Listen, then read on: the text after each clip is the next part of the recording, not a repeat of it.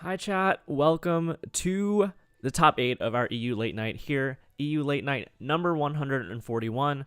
A pretty important one because there are more regionals this weekend. We just got finished with Peoria and the official tournament circuit, of course. But there's a lot to be discovered in this 151 format, and there are really cool and interesting decks that are being played in our EU top 8. One of which is an Arc Tapu Koko Flying Pikachu deck, and we're going to go ahead and showcase that on stream right now. I think the match is already starting, so let's go ahead and cut right to it.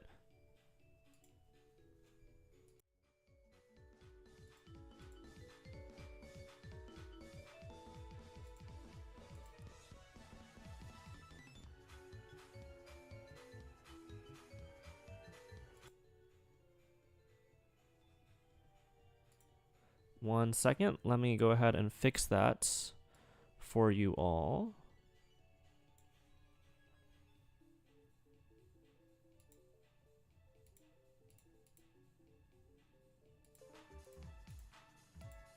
Okay, I think this is it.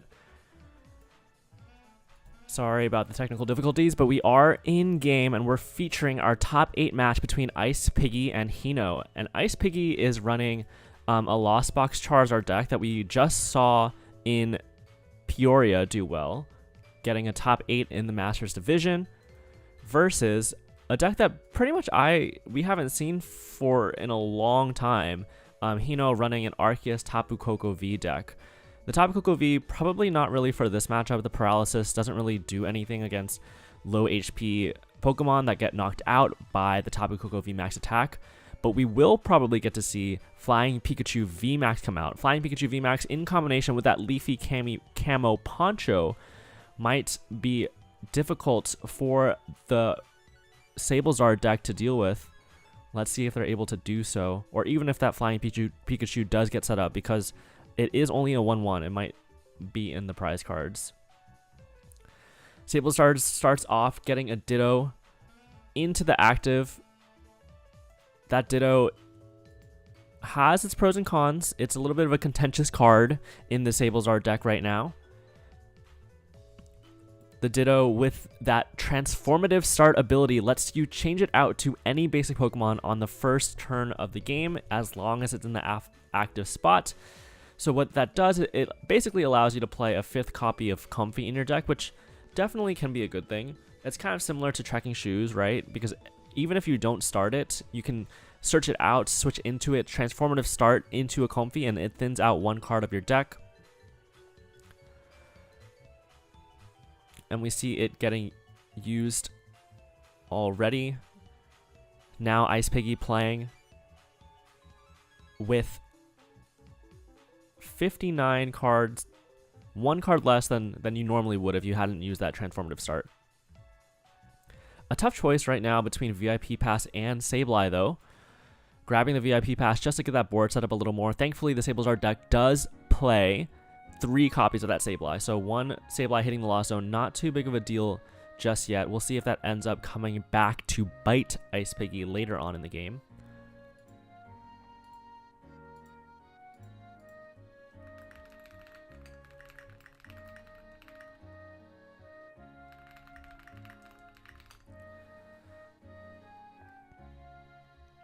So we see the Escape Rope, multiple cards already hitting the Lost Zone. Howlucha, a good card in the Sablezard deck, but not exactly for this matchup.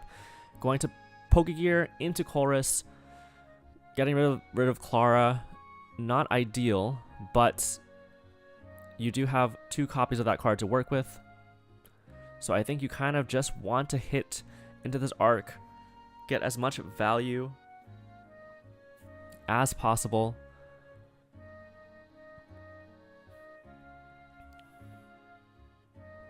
Something that's tough about this matchup, though, for Sablezard is that if the Arc deck plays any type of healing, they're going to get tons of value out of it, because you can't really knock out an Arc V-Star in 2 hits with this deck until prizes have been taken and that Charizard, that Radiant Charizard's Combustion Blast has a bit of a lower attack cost. So Hino, with that Arc Tapu Koko deck, going on to his second turn. I'm trying to see if they do play any healing. No, they don't play any healing, so that's probably something That's probably good to hear from the perspective of Ice Piggy. But you may have to deal with a Pikachu VMAX at some point, and that could be tough if it's a lone Pikachu VMAX. I don't think you don't really have a great way to get around it except Sablying 3 times, and that might end up being too slow. Might end up costing you the game. Ice Pikachu VMAX does have some options to deal with it. You can always escape rope and then boss's orders. Ice Piggy playing only 1 copy of boss's orders, but it's still doable for sure, and that would let you hit the flying Pikachu for 250 with that Radiant Charizard later on in the game. You also have Loss of Vacuum to counteract the active Camo Poncho, so that Pikachu will be able to be rope bossed. And we see Hino basically saying, yeah, we can't solely rely on flying Pikachu this game. They have Lost Vacuum, they have rope, they have boss, so we're gonna have to kind of play with multiple attackers and charging up both the Tapu Koko and the Pikachu V in this match. Back over to Ice Piggy's turn, playing down that Fog Crystal. A pretty flexible card. I like it a lot in the Sablezard deck because you don't play Mirage Gate to find your Psychic Energy, so it's nice to have a card that is both consistency. You can find Comfies in the early game, and you can find Psychic Energy in the later portions of the game. Flower Selecting, Roxanne, and Escape Rope, both cards kind of good. This Arc deck doesn't play any kind of draw engine, no but barrel, so that Roxanne's going to stick once you're able to play it, but it's going to be at least 2 turns out, and that's part of the difficulty of playing these Lost Box decks. You have to kind of determine your game plan turns and turns ahead. 1 Escape Rope hitting the Lost Zone. So the Roxanne going to get kept by Ice Piggy. We'll have to keep an eye on it. Maybe 2 turns later, we'll see if it gets the value that Ice Piggy was hoping for. Now the Flower Selecting is between Psychic and Beach Court. I don't remember exactly how many Psychic Energy are in the Lost Zone for Ice Piggy.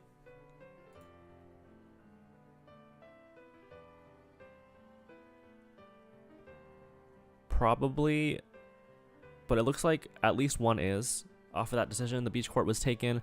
Sableye now going to get charged up, and I wonder if Sableye is going to be attacked for this turn. Nope, just going to be another Cram. Just trying to get that Cram value, going to clean up this Arc, and then maybe put down some damage to set up for a Radiant Charizard later on in the game.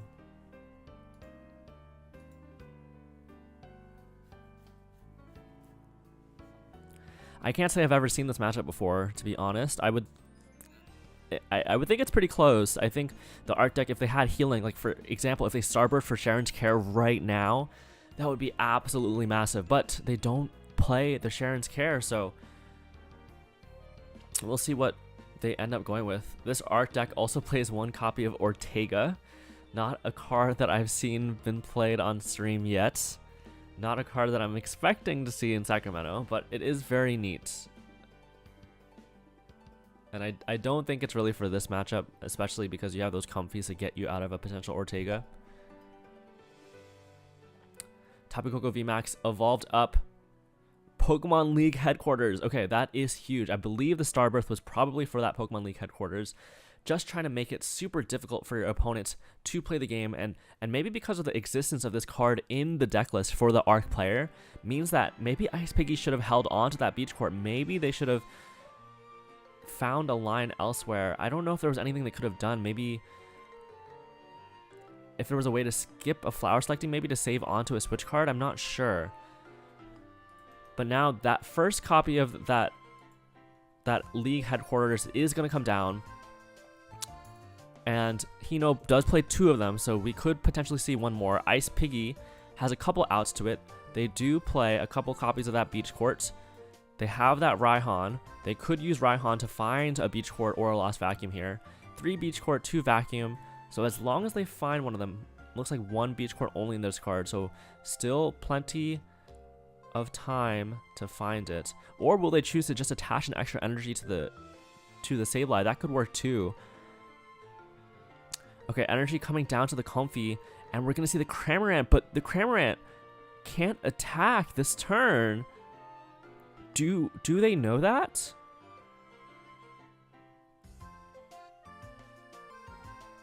Does Cramorant's ability overtake the Pokemon League headquarters? I actually don't 100% know that interaction. It seems like it does. So, okay. Sorry, bear with me, chat. I haven't seen this card come through very often. The Pokemon League headquarters has been seen as like a one-of-tech in Gardevoir and in Charizard, but it does seem like Lost Provisions saying that ignore all energy in this Pokemon's attack cost does override that Pokemon League headquarters, so you don't need to attack with Sableye there. Ice Piggy not gonna get that additional value of cleaning up with Sableye and putting damage elsewhere, but Ice Piggy saying, that's fine with me, I'm just gonna get some more cram value, I'm going to keep up in the prize race that way, and I should be fine. As long as I have Radiant Charizard to blow up something, as long as that's in my back pocket, I don't have to worry about getting that extra 60 damage off by using Sableye this turn. I can just chill, don't need to aggressively discard this League headquarters quite yet.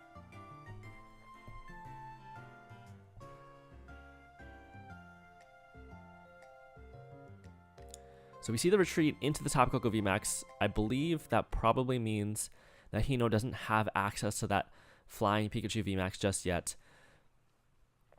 The nice thing though about Hino's position is that they're at 4.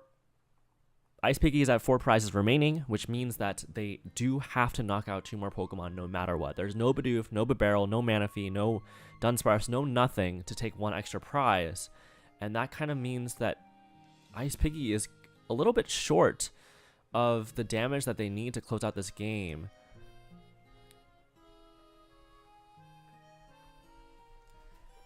This Radiant Charizard is a little bit ways away from attacking this turn. There are 3 prizes remaining on Hino's side of the field, so in conjunction with Raihan, you could attack this turn, but you would need to bump the League headquarters in that case. And you also want Escape Rope, I believe. Maybe it's fine to just attack the Tapu Koko VMAX. We're going to see Switch Cart come down into another Comfey. Interesting. So I think that makes it harder to attack with this Radiant Charizard this turn if that was what you were looking to do, but actually finds the Beach Court, which is potentially one of the best cards you could find here. So if you Beach Court, I guess you Raihan for Escape Rope, and you can attack this turn because the Beach Court bumps the League headquarters. So Charizard's Combustion Blast would cost only 2 energy, thanks to that Excited Heart ability. Attaching 2 fire to the Radiant Charizard, maybe playing that Escape Rope that you just got off the Raihan, knocking out this Flying Pikachu V while you still have a chance to before it's a Pikachu V Max. 1 more flower selecting because that Beach Court is going to get played anyways. Ooh, Beach Court versus Switch Cart. The Beach Court, probably the grab here in case your opponent slams down another League headquarters. I like that. It makes sense. You don't exactly need the Switch Cart. Your hand is looking pretty solid. And we're going to see the Combustion Blast. So now Ice Piggy can definitely win the game from this position. Needs to attack with Radiant Charizard at least 1 more time though. So it's up to Hino. Does Hino have any hand disruption?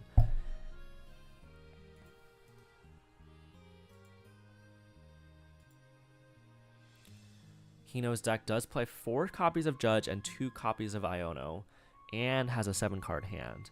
If we see hand disruption, it's pretty much gotta be this turn.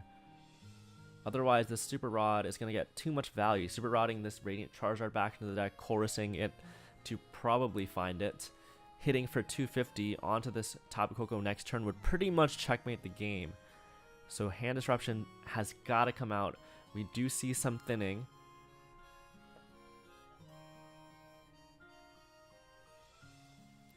Arc V and Ortega being discarded. Do we see a Judge? Do we see an Iono? And there is the Judge. Okay, it's going to come down to this now. Beach Court still in play. Is there going to be a league headquarters? Because that could make a difference too. But there's only one copy left in deck. Not super likely that you draw it off of 4 cards. And we do see Clara. And we do see the league headquarters. Okay. No stadium bump in hand. There is a Clara. But this league headquarters is going to make it tough.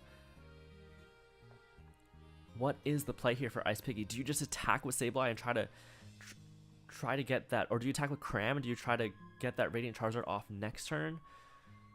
We see the heavy ball come out, grabbing a Sableye.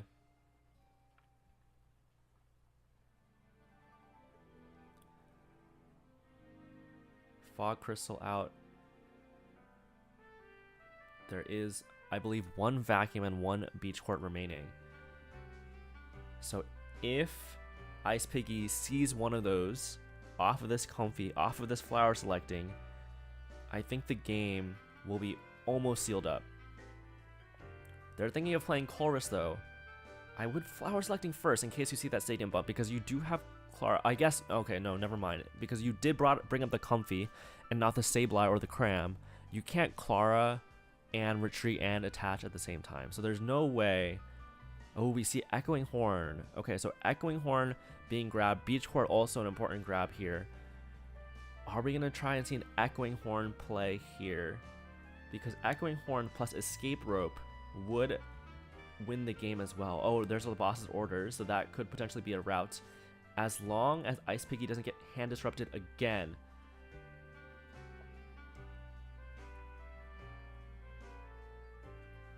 And we see Ice Piggy choosing to maybe attach the Psychic Energy instead of playing the Beach Court. The reason why is because this Tapu Koko VMAX deck does play 4th copies of Pass the Peak. And if you pass the peak, that Radiant Charizard is just not attacking. But Ice Piggy gonna take a little bit of a gamble, going to play the Beach Court first, saying it's more likely that you hand disrupt me than you do bump this with Path. And are we going to see the Echoing Horn early? Maybe Echoing Horn Flying Pikachu, say that you're not likely to have that Flying Pikachu VMAX. Could be an option.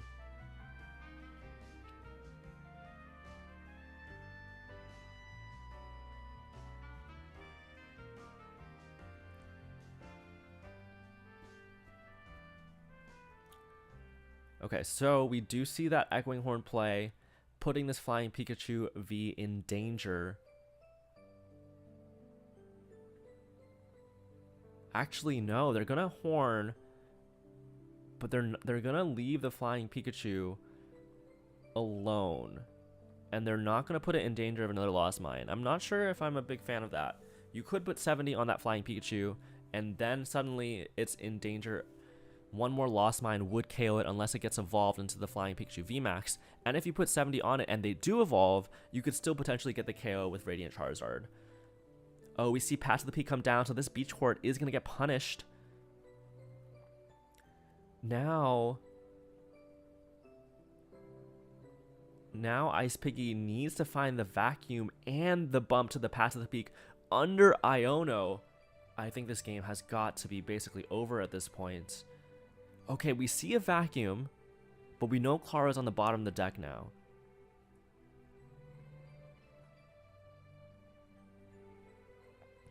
This was a really close back and forth, but this Path to the Peak might seal it up for Hino. Roxanne.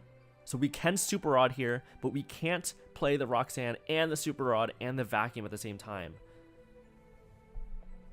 Okay, so you have to Flower Selecting here to get one more card. So you grab, I guess, the Nest Ball, and you Vacuum it away, and then you Super Rod for Charizard, I believe, and just Roxanne. And I mean, your deck is so thin. Do you have any switch cards left in deck? One switch card would do it. Charizard, Fire, and one switch card would end the game here, but it can't. I don't remember how many switch cards are left. Oh, we have the Nest Ball. Oh, but you can't play the Nest Ball because you need to Vacuum away that path. No. So I think I guess you can just draw back into the Vacuum with Roxanne and hope that way.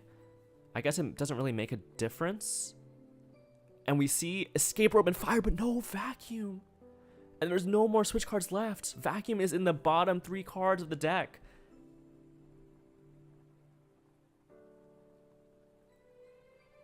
I think that's game over. I think the Tapu Koko VMAX deck is going to take it, is going to go and get a win here. Because you can't flower selecting, there is no way to get a switch card and a vacuum at the same time. There's no beach court. And we see the vacuum that Ice Piggy desperately needed to win this game. But this path to the peak, the Stadium War just went on just a little bit too long. And that's going to be the first game being won by that Arc Tapu Koko VMAX deck.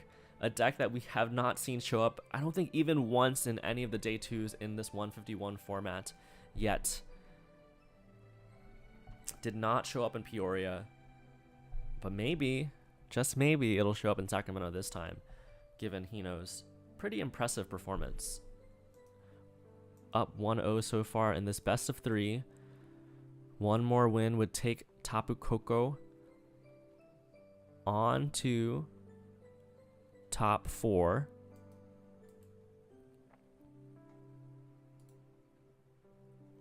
Ice Piggy choosing to go first in the best of 3.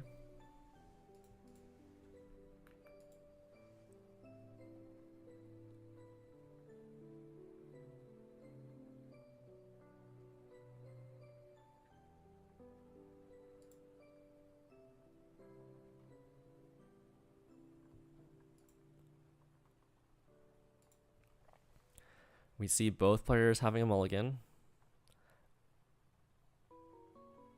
Nice part about playing online is that those mulligans go by pretty quickly. Get right to the action.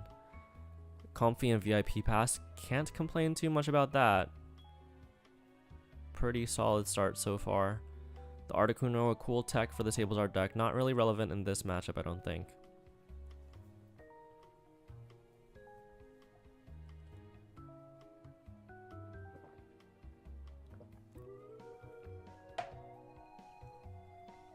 Doing some light prize checking, grabbing that Ditto with the transformative start that we were talking about before. Just thins the deck a little bit. Lets you play with the 59 card deck. We see flower selecting come out after the VIP pass. Ooh, boss's orders or VIP pass. That's actually a pretty tough call to make, I think, but Ice Piggy saying, hey, I've got my 2 Comfy down, I've got a Cramorant down, I'm going first, I have a Chorus in hand. I just need this boss's orders in the late game. Maybe punish a Pikachu, maybe horn boss's orders. And I respect that a lot. I think that is probably the correct play. Fire Energy and Super Rod the choice now. I don't exactly know how many Super Rod that this deck list plays. Let me check that. Only 1 Super Rod and 2 Fire Energy. So this is a really tough call. Of course, the deck does have 2 Clara, but the Super Rod is kind of nice to combo with like a boss's orders that turn or something if you have the hand to deal with it. Attaching the Fire Energy, benching a Sableye, benching the Articuno even.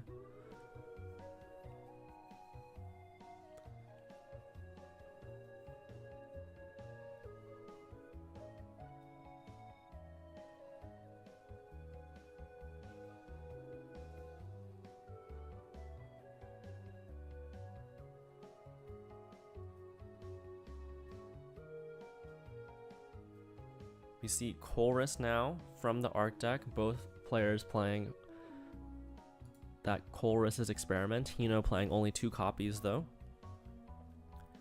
It's kind of a neat card to play in a non-Lost Zone deck because it is sort of like draw 3, but you get to pick your 3 out of 5. So it does have some value in decks that don't even need to fuel the Lost Zone like Lost Zone Box does. A pretty neat addition to some of these Arc decks, for sure.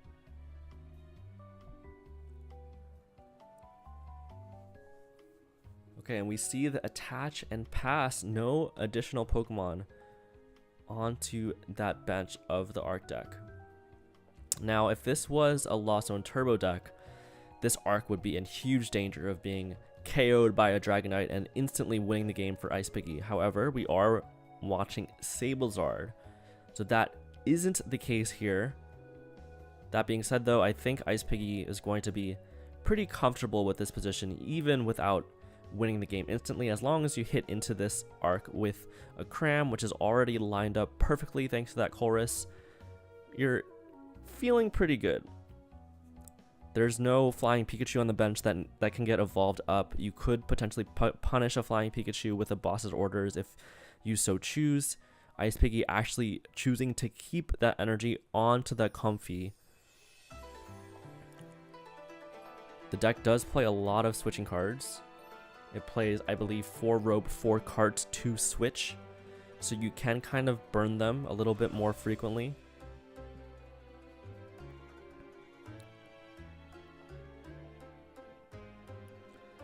Beach Court gonna come through. And we're gonna switch into the Articuno now. I think that was a misplay. The Articuno doesn't really have a relevant attack in this matchup. It's just for the ability. It does kind of look similar to a Cram. They're both blue birds, so I don't blame you entirely. We switch card into the Cram and do 120 now. Let's see if that misplay, if that mistake will come back to haunt Ice Piggy. Ultra Ball away Arc and Research. Got to imagine it's for the Arc of V-Star, unless they have it in hand already. I think right now, from what I can see, I think Ice Piggy is in a good position to win this game. Their hand not looking so great, but the Pokegear could get them into something like a Chorus.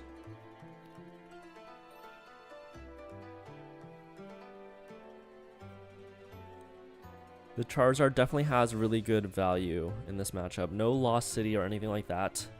So as long as you get 2 Charizard attacks off, that should set you up pretty nicely to take 2 knockouts. Combine the Charizard with the Articuno buff and some Sableye Lost Mine sprinkle damage. The Charizard does get pretty close to taking out some of these Pokemon, and we see Flying Pikachu come through along with a Judge. No Starbirth yet. The Starbirth might have to be for double Turbo Energy. Looks like it.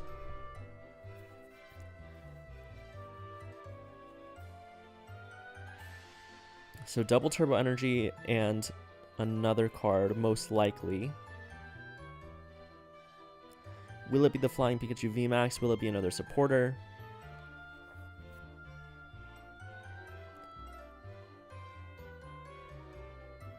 And we see a Nest Ball for a Tapu V. Okay.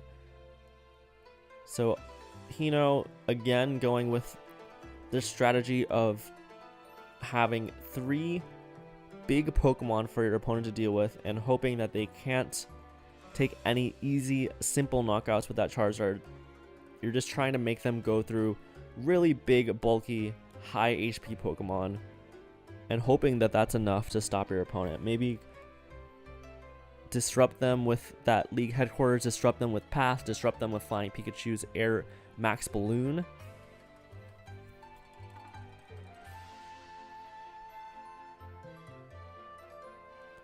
We know one Cram is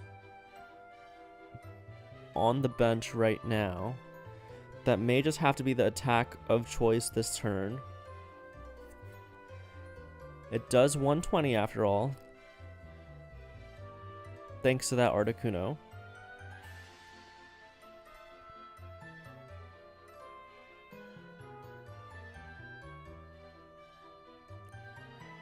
We might see the Radiant Charizard come down early to protect against hand disruption. Oh, and there's also no Raihan though.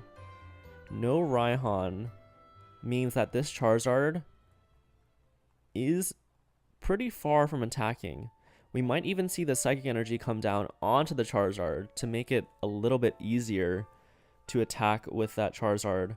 The risk of that, of course, oh, Clara and Boss. Okay, so which one do you need first? Hino going to choose the Boss. Probably wanted Chorus off of that Pokegear, but not quite finding it.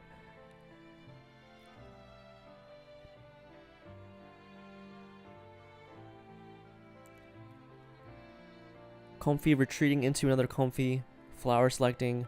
Going to grab that Clara.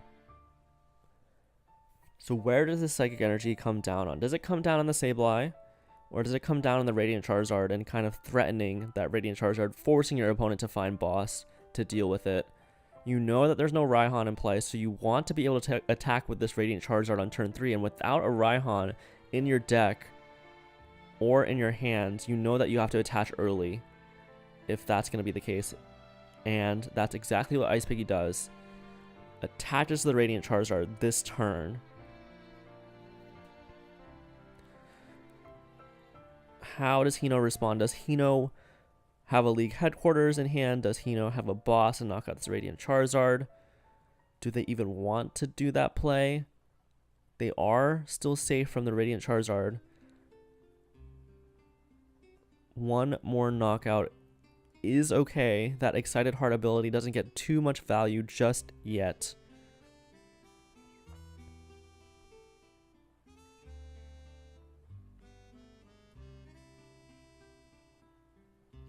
Double Turbo Energy coming down onto that Flying Pikachu V. Boss's orders up the Radiant Charizard just like we mentioned. Trinity Nova knocking it out, so that turn attachment all for naught basically. Hino going to be up on the prize trade 4 to 6. Thankfully for Ice Piggy, they can clean it up quite nicely with just a Sableye, but they're going to bring up that Comfey. How many cards are in the Lost Zone? Did they need to do that? Because now they might have to attack with Cram, and I don't... Oh, the Echoing Horn being gone too is really, really tough. I think... I don't remember how many cards are in the Lost Zone, but if it was already 10 before this turn, which I think it was, I would have just brought up the Sableye, because that way you get to put 8 damage counters on instead of doing... It's basically instead of overkilling this this Arc V-Star with Cramorant.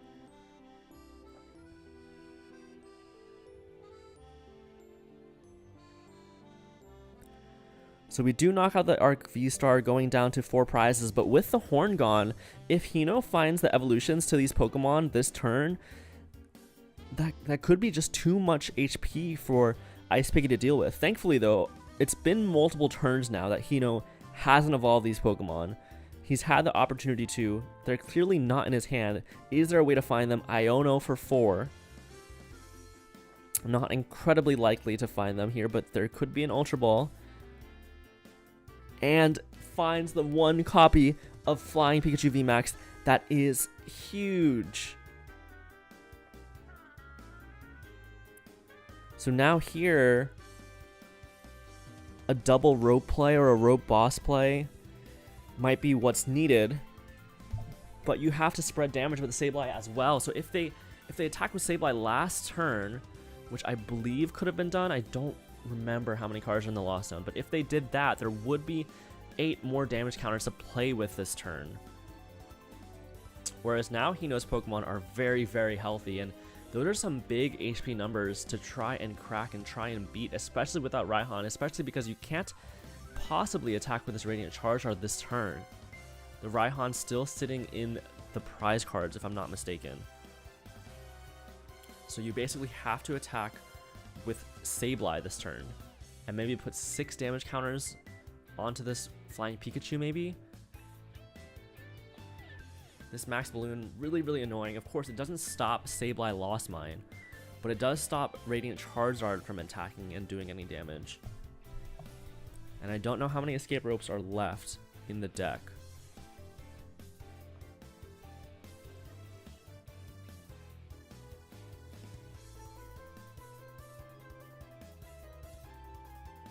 Fog Crystal now for Sableye. We've seen multiple Psychic Energy hit that Lost Zone. Resources are getting pretty thin, but Beach Court still in play. The Sableye attack going to come out, but is it one turn too late? Can Ice Piggy still find a way to win this game? I think it'll have to be on the back of Charizard into Charizard. If Hino gets the evolution here into that Tapu Koko VMAX with the 320 HP, I think that might seal the game up. Even Charizard after Charizard wouldn't take 2 knockouts here, and we know the Echoing Horn is gone. We know there's not more easy prizes to take, and there it is. The Tapu Koko VMAX. So now Hino, I don't see a way out, because this Tapu Koko VMAX is 260 HP away from being knocked out, and this Radiant Charizard only doing 250 with no damage mods remaining. These two massive Pokemon VMAX won't give up enough prizes to close out the game for Ice Piggy. Hino in a really great position, doesn't even need the healing cards to beat up on the Sablezard deck. The Disruption being enough, the big HP Pokemon being enough. Trekking Shoes, discard Arc V-Star, draws 1. Attaches to Tapu Koko VMAX just because, why not?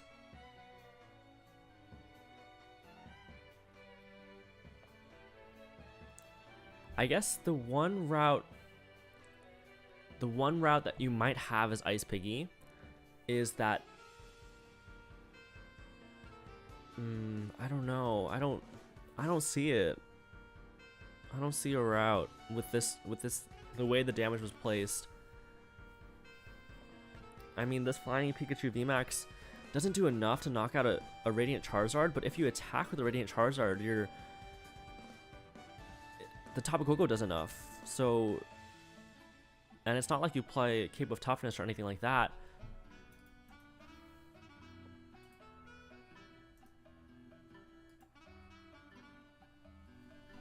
We'll see if Ice Piggy is able to pull out any plays that I can't see. Boss's orders, but no Fire Energy in hand, no Clara in hand.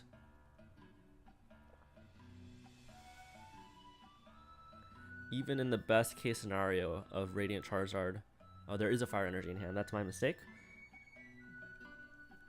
But even so, even if you pull off that Radiant Charizard into Radiant Charizard, the damage is just not there. The damage is not lining up. That one turn where Ice Piggy had to cram the Arc V-Star instead of Sableye and getting to spread that 8 damage a little bit early is going to get punished here. Just 10 damage short, it seems, from being able to close out this game. Just one measly damage counter, but no damage mods. This Articuno with the ice symbol, of course, only affects water type Pokemon.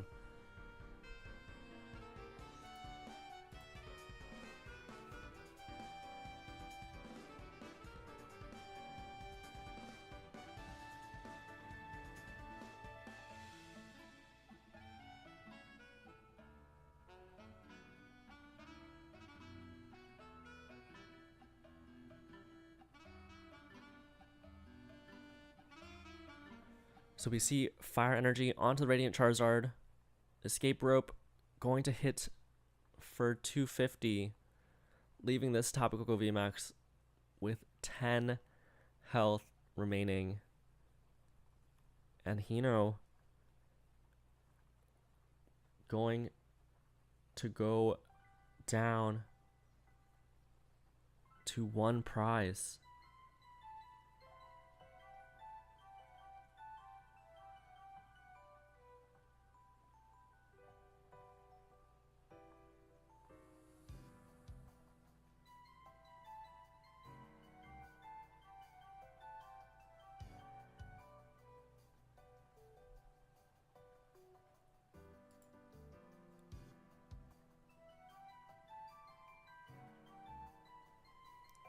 Ice Piggy sees writing on the wall.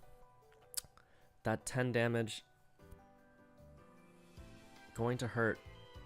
And I mean, not to mention that the max balloon was also a problem. So even though they were 10 damage short, even with the additional 10 damage, you would have to take the knockout on the Flying Pikachu VMAX that turn. So you'd have to find Rope into Rope, which I believe they didn't have, or Rope into Boss. Knock out the Flying Pikachu VMAX and then knock out the Tapu Koko VMAX. Because if you leave that Flying Pikachu VMAX and knock out the Tapu Koko VMAX that turn instead, the max balloon would just be too high value.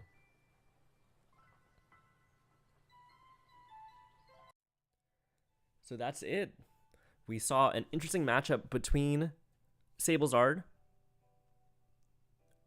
but unfortunately for Ice Piggy, their run ends here. Top 8, very impressive still, matching the finish of top 8 in Peoria.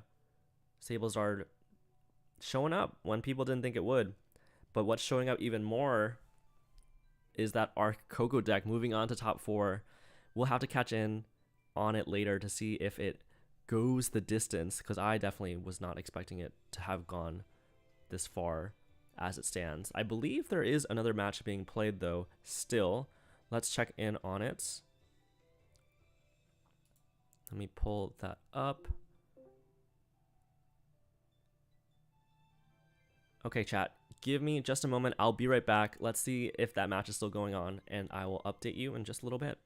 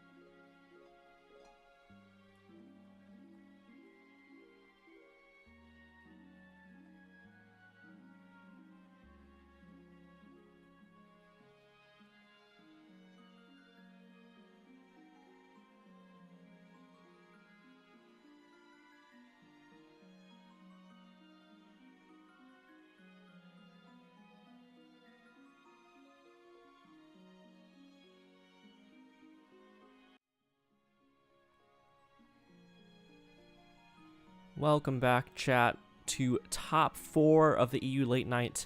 We get to see more Arc action, Arc on Arc matchup. Basically colorless Arc Barrel with Slacking versus Arc Lightning with that Tapu Koko and that Flying Pikachu VMAX. The deck that we just saw previously in the top 8, piloted by Hino versus Sota, or I believe his username is Shishiya. The Japanese players absolutely dominating this EU late night. I believe 3 of the top 4 are Japanese players and 1 Swedish. Thank you, Sota, for streaming your match so we get to see it. Unfortunately, because they are so far away, it looks like the stream is a little bit laggy, so please bear with me, chat. Hopefully it's not too bad on your end. I think you can still see kind of generally what's happening and what's going on. The match already well underway. We're going to see attachment to this Bidoof and a retreat into that Arc V, maybe using the Trinity Charge this turn after this Barrel's Industrious Incisors for 5.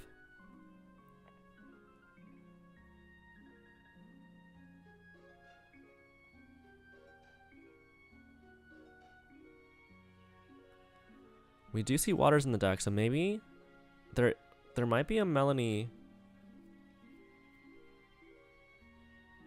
in the list. No, we're just gonna go with the Trinity Charge here. Only 1 energy left in the deck. And I believe Hino will have the initiative then. We'll have the first chance to do some damage in this match. That Slacking V, though, going to be really annoying to deal with from the side of Hino. 230 HP on a Pokemon that can do 260 damage, if I'm not mistaken. Yeah, 260 with that heavy impact. That's gonna hurt. If Shishiya can find that Choice Belt, maybe off of Starbirth, that Slacking V is going to absolutely dominate this matchup.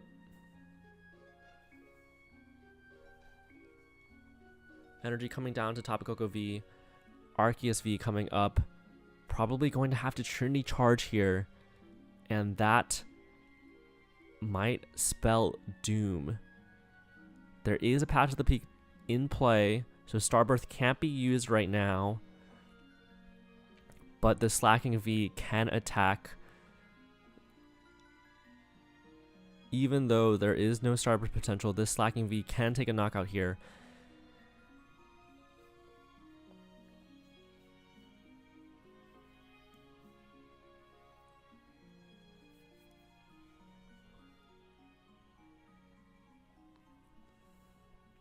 I wonder if Shishiya held on to those Ultra Balls for a specific reason. You could have maybe Ultra Ball to Arc V-Star away along with Ultra Ball to draw more cards. Oh, and this deck does play hammers too. Is there an escape rope? No escape rope is found. So this Tapu Koko V is going to stay safe, and that can be a pretty good win condition from the side of Hino. I think Hino definitely going to have to play off the back foot because of this retreat into the Slacking V. Slacking V just too efficient of an attacker in this matchup. But if Tapu Koko VMAX comes online, does some paralysis shenanigans, that would be the way to claw your way back into this game.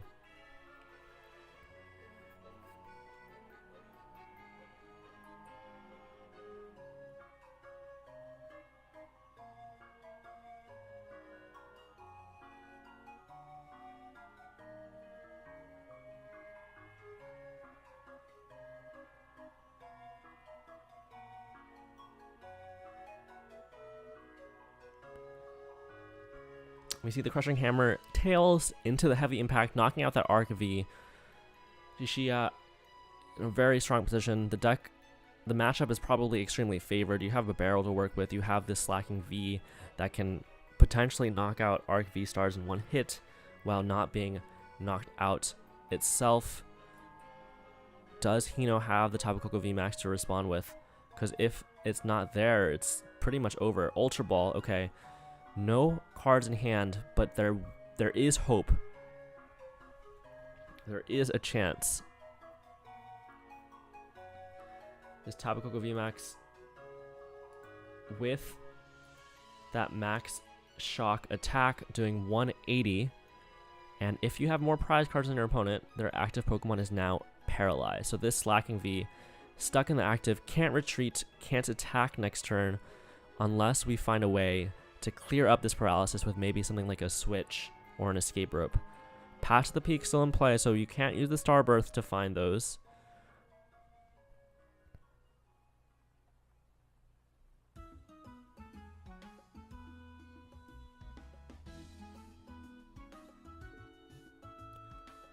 What is the play? Do you Judge first, or do you Industrious Incisors first? Looks like we see the Double Turbo attach and the Choice Belt attach. Ultra Ball gonna come through, probably discarding the boss and the Ultra Ball, I would assume. Or maybe the Judge, because you know your opponent only has one card in the hand, so maybe you don't even want to play it. No, but gonna discard... Okay, grabbing the Squabit, gonna discard the boss and the Ultra Ball.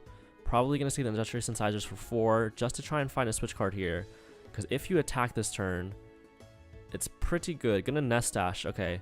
Makes sense, you don't want to play the Judge here. You're gonna draw into a boss's orders, can't be played, so unfortunately the Nest Dash not gonna do much. But we can see a switch card, but no switch card available, and that means we have a game.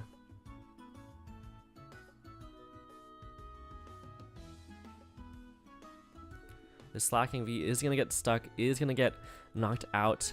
But even so, even though this is the best case scenario, we could see a Judge 2 potentially still if we wanted to. But no, we're going to play it safe. No Judge. Don't want to give your opponent more cards in hand because you feel like you're already winning this match. Hino had the best case response there, knocking out that Slacking V. Shishia going to have to attack with the Arc V Star this turn, but now, even though that was the best case scenario, Hino still very much on the back foot, didn't find any basic Pokemon to bench here. And that basically means that they are tied on prizes, and being tied on prizes is really, really bad from Hino's perspective, because this Tapu Koko VMAX will no longer paralyze. So I think the game is very close to being over. Matchup looks very favored from the side of Shishia.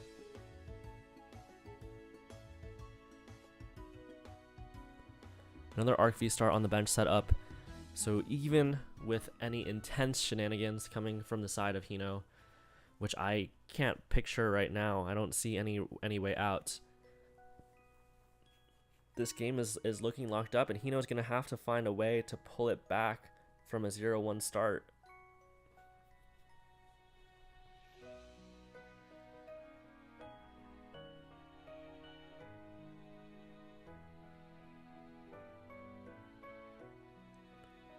We see the colors come down. Another basic needs to come down to not lose this turn, not lose instantly. But even if another basic comes down, I mean, Shishio is just winning the prize race, right? This Tapu Koko V Max isn't doing any paralysis right now, and you can't possibly set up another Tapu Koko V Max in time to deal with this Arceus V-Star. That's going to be a threat, going to be a problem. There's two to deal with, and yeah, there's I guess that is the one win con that Hino has, to use Fly. If you use Fly over and over again, keeps getting those heads, that could be a way to win the game.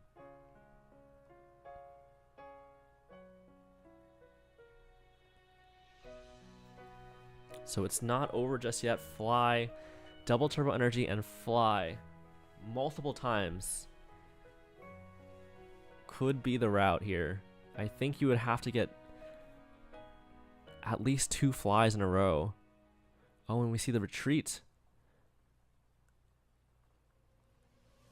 We see the retreat into the Thunder Shock. Okay, so this is another route that makes sense. If your opponent doesn't have boss's orders to clear up this Tapu Koko VMAX, you can force them to take prizes and get back into your paralysis from Tapu Koko VMAX. The play makes sense, but we do have information on Shishiya's hand, and basically this is going to get punished, and the game will be over if Shishiya chooses to bosses up that Tapu Koko. I mean, even if they don't, they have Switch in hand to get out of this paralysis position, but no, they're not going to risk it. They're not going to risk the paralysis plus hand disruption combo. They're just going to boss up that Tapu Koko VMAX to prevent any paralysis from coming through, and that should seal up the game. Hino is just going to be too far behind. No Tapu Koko VMAX to save him. No comeback going to come through. The fly strategy would have been pretty hype, but I don't blame Hino for going for this strategy instead, just hoping that your opponent can't boss up my Tapu Koko, can't get out of my paralysis. I think that makes pretty much as much sense as the fly play would.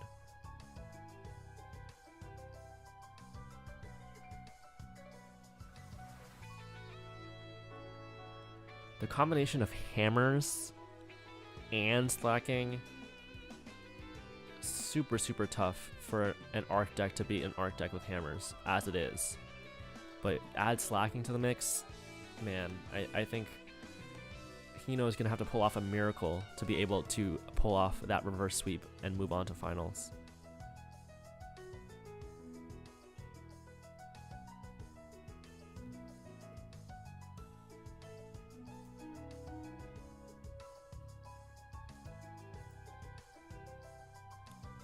Something that I haven't mentioned yet was that there was actually a Snorlax stall deck in top 8. Unfortunately, did not move on.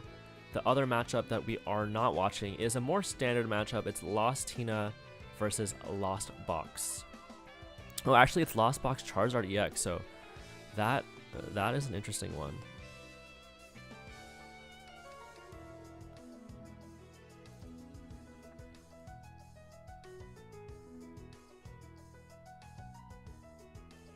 Industrious Incisors from Sota, going to basically close up the game. I mean, 2 fresh Arc V-Stars. So hard to deal with. And you can even rip the hammer if you get heads here. There's no attack gonna come from Hino. Not a heads, but either way, the position looks so dire. Just one more boss's orders is going to be needed to close out the game, and even if you don't find it, all you have to do is attack into that Arc V-Star that's going to get retreated to, and you basically have checkmate.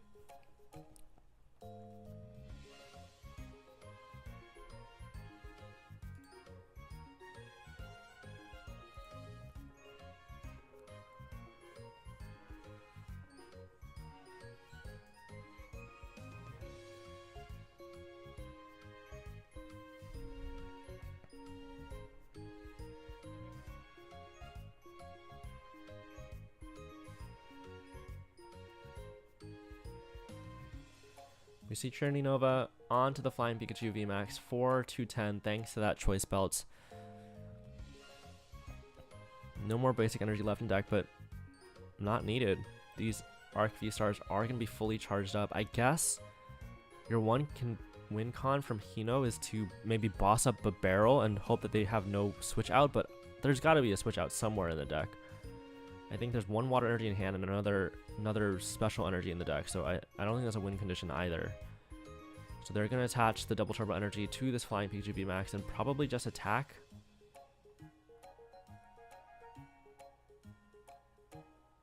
Yep, Max Balloon coming through, and unlike Fly, Max Balloon has no potential to halt the game, which means the game will be taken by Shishiya, going up 1-0 in the set.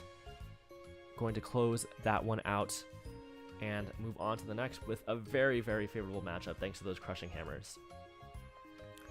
Chat, I hope you don't mind, but I think I'm going to go ahead and move on to the other set. We might be jumping into the middle of a match, but I do want to see how this Lost Zard EX deck is playing out and if it's doing well against the Lost Tina. And also, the stream is a little bit laggy. Thank you very much to Shishia for streaming all the way from Japan. Really appreciate that. Maybe we'll check back in with this match in a little bit, keep you updated on how the set goes, but I imagine Shishia is very favored. Okay, moving on to the other match. Let me go ahead and watch that stream.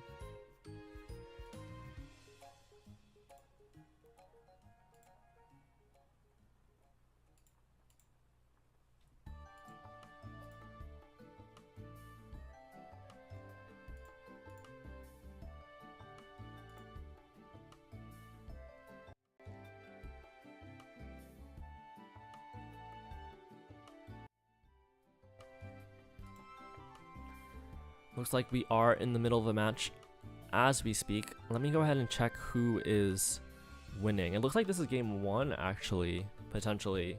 No one has reported the match as one of the games is over yet. So I think this is match 1, featuring Mr. Soda King versus Togekiss.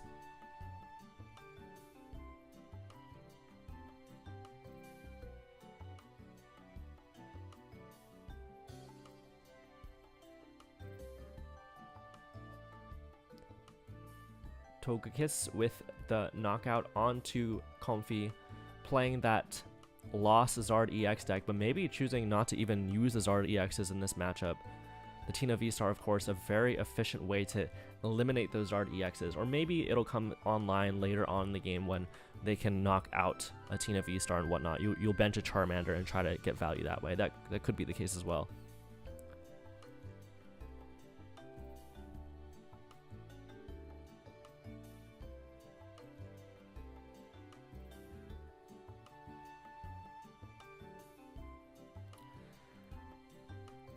So Mr. Soda King, 7 wins and 0 losses so far in this tournament. A very familiar face for you EU late night fans. He's been up here in the top tables many, many times. Can he keep it up though? Can he get a win here? Can he move on to top 2? Giratina V-Star versus Psychic Energy. His hand is good, but there's no Giratina V, so you can't establish that V-Star. All you can do is kind of hit back with this cram unless he hits a Giratina V here. Nope, no Giratina V. So we're just gonna have to take a knockout with cram into cram and kind of trail one prize behind in this prize race, and that's not a good place to be if you're a Lost Box deck.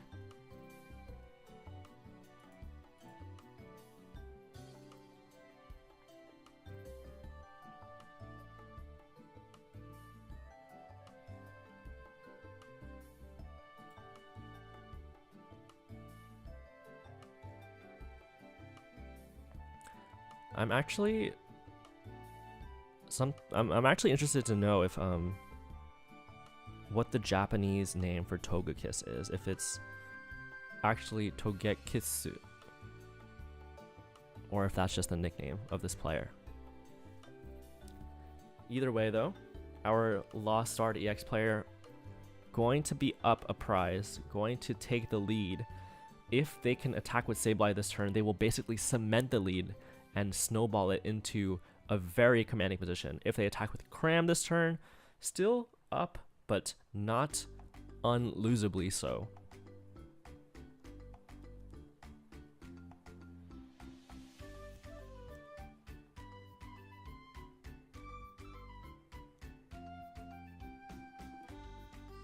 It does look like the Japanese name for Togekiss is Togekiss. Very cool. Fun fact. I don't know many Japanese names of Pokemon.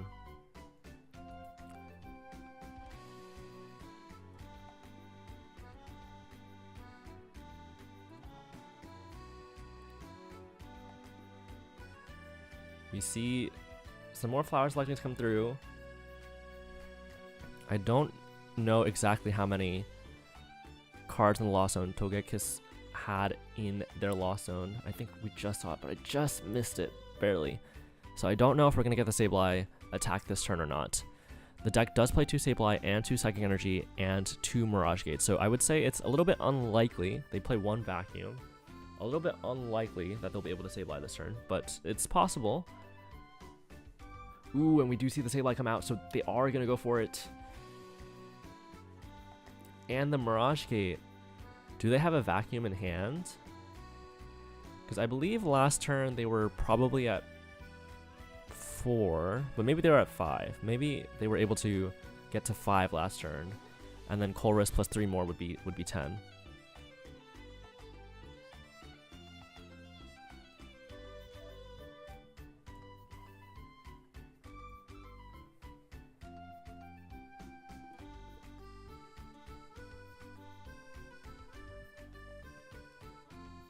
Another Flower selecting, fueling that Lost Zone, getting that Sableye to where it needs to be able to Lost Mine. We might see the classic Lost Mine spread of 70 on a Comfy, 50 on another Comfy, preventing your opponent from benching another Comfy unless they heal it. And the Giratina V deck just does not play that much healing. Mr. Soda King, let's see how many switch card are in the deck. Only 2 switch card. 1 switch card not enough to prevent Sableye from getting a double KO if you bench another Comfy. So Mr. Soda King might be forced to play the rest of the game without any Comfies.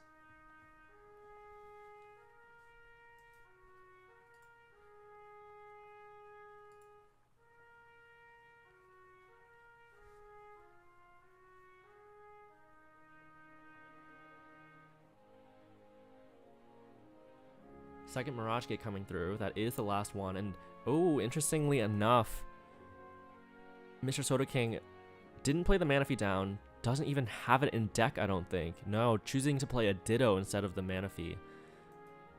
Which means that the water energies from this Radiant Greninja are going to come out. This is the perfect turn from Togekiss. The deck only plays 3 water energies, but yet here they are, 2 water energies on a Radiant Greninja. Only 3 waters and 2 Mirage Gate. But yet, absolutely destroying the board. Having 1 Sableye in backup too, man, that was an intense, crazy turn. You wouldn't expect a deck with only 2 gates and 3 waters to be able to do something like Moonlight Shuriken, but when it does, what a powerful attack. And I don't see any reasonable way for Mr. Soda King to come back in this game. It's gonna have to be on the back of Roxanne into Brick. Like Sableye, knock out their Sableye, Roxanne, and just hope that they can't do anything.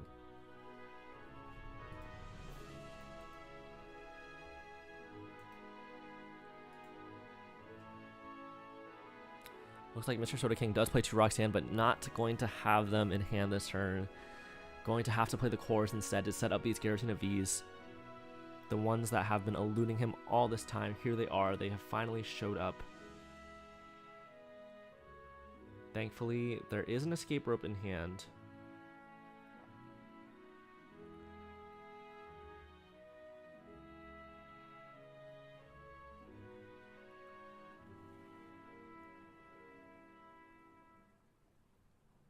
Nest Ball gonna come through, switch onto the Comfy. Flower selecting.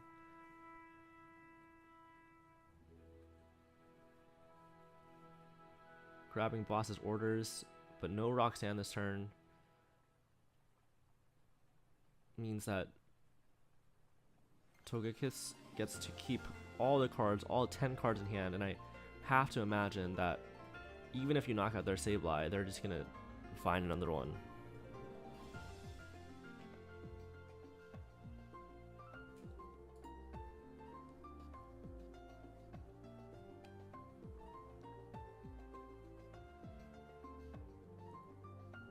Alright, Mr. Soda King knocking out the Sableye, preventing them from attacking.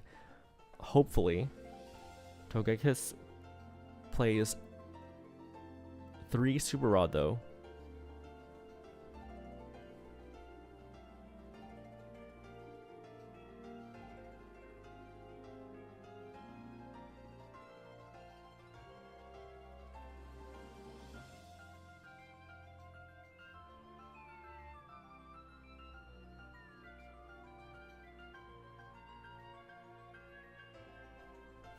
We'll see how they respond. Will we see another Sableye come down? Nope, just the Cram, but the Cram is good enough that will keep them in the lead. Actually choosing to attach a Fire Energy to this Greninja. Maybe using a switch card, basically that would threaten the Moonlight Shuriken again next turn, even without any Mirage Gate. Just attaching another water would enable another Moonlight Shuriken, and you know that your opponent doesn't play Manaphy, so you would get insane value out of that. Looking for the switch card now off of this Iono. Might not have it, might just have to use that energy to pivot instead of threatening that Moonlight Shuriken, which is fine too. Looks like it's gonna be their treat. No second Moonlight Shuriken gonna come through this game. That's alright though. Togekiss is in the lead, 2 prizes to 4.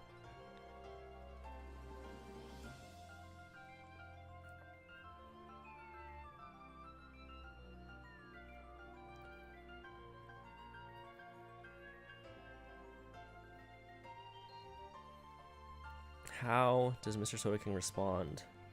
Because even if you get a 2 prize turn somewhere in this game at some point, that's not going to be enough to catch up to your opponent as long as they keep attacking, as long as they keep those Crams going. So I think it has to be Roxanne knock out this Cram, but no, they play Chorus to find that Roxanne. Oh. So your opponent only has 4 cards in hand, so maybe they brick. That could be an option. You can just attack with Cram here, knock out their Cram, hope that they don't have any way to get a Cram or a Sableye. We know that this is the second Cram that's going to hit the discard, so it's not impossible. You do have to find a bit of a combo, Super Rod plus Nest Ball or some sort.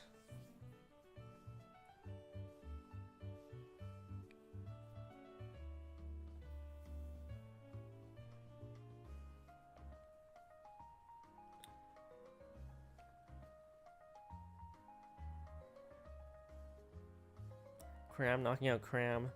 Togekiss in the lead still. Just needs to find a Cram or a Sableye this turn to keep up this aggression, to keep up on the prize race.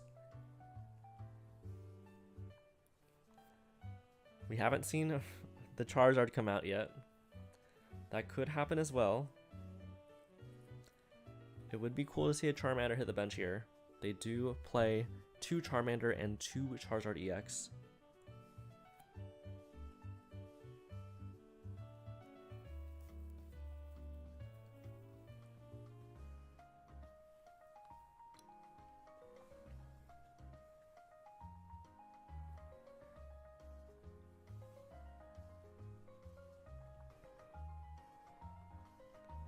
Colress's experiment now.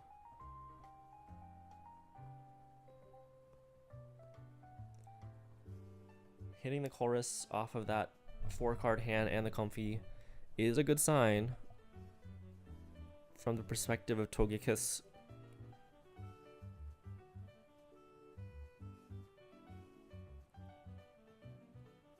It means that they are likely to find that Cram or Sableye attack this turn.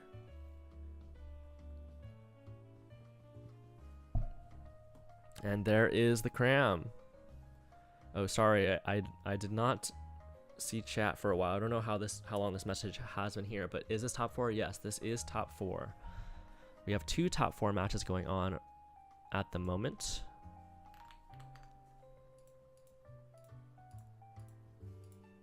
I believe one of them actually may have finished already. Let me check.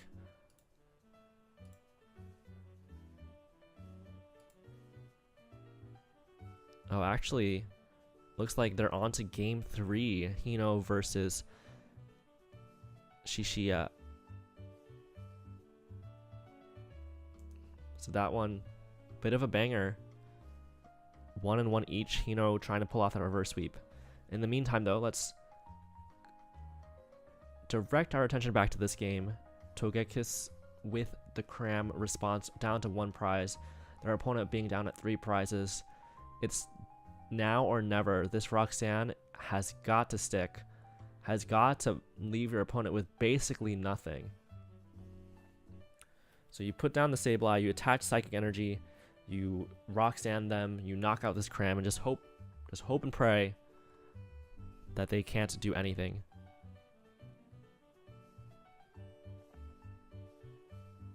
That's your only win condition.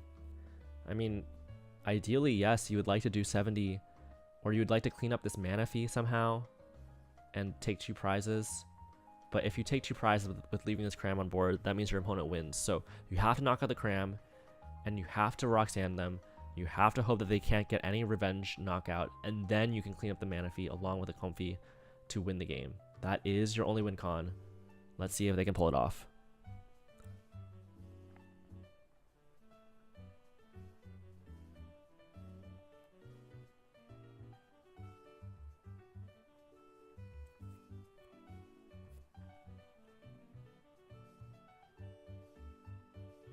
Sableye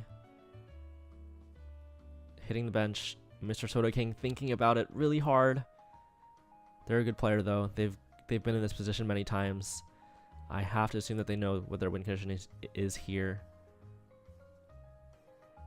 Switch card into the Sableye. All that matters is this Roxanne now.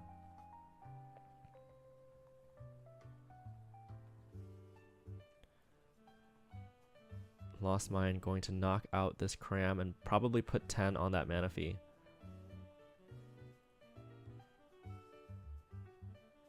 Does the power of Roxanne lead Mr. Togekiss to be able to come back in this game? We do know that there's 2 cram in the discard pile and 1 Sableye. So, oh, we see the Radiant Greninja come up. Does that mean they have the attack in hand? Do they have something like a Super Rod, Nest Ball combo, or a Sableye Psychic Energy combo? Oh my gosh, the 2 cards off the Roxanne, probably not even off the top deck because they brought up that Greninja so confidently, was Sableye Psychic Energy. Insane. The deck only plays 2 Sableye and 2 Psychic, and one of them was already in the discard. A perfect draw off that Roxanne means that Togekiss is going to move on to 1-0 in this set.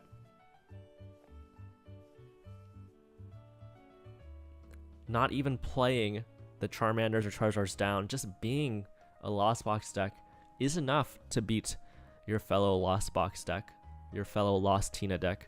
As long as you get the pressure going early on, and they certainly did with that Greninja. The Greninja pulling its weight tenfold in that matchup if your opponent doesn't play Manaphy.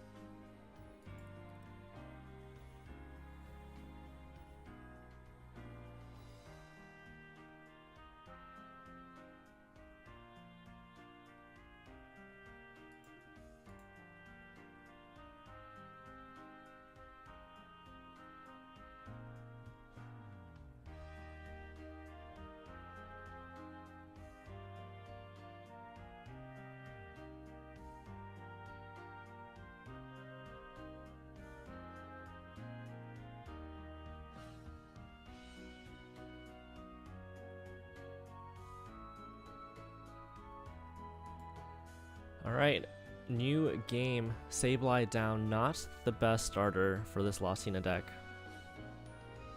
Not thrilled to see it, but you are sitting across a Charmander, which isn't a great start in this matchup either. Tina playing the Ditto, which is interesting. That 5th copy of Comfy. Not going to be a huge advantage, unfortunately, because you did not start it. But just going to grab another Comfy, most likely. Oh, actually, not going into the Ditto. That's got to be incorrect, because now this Ditto is just going to sit on the bench, right? And it's going to be a 60 HP target for your opponent's Lost Mines later.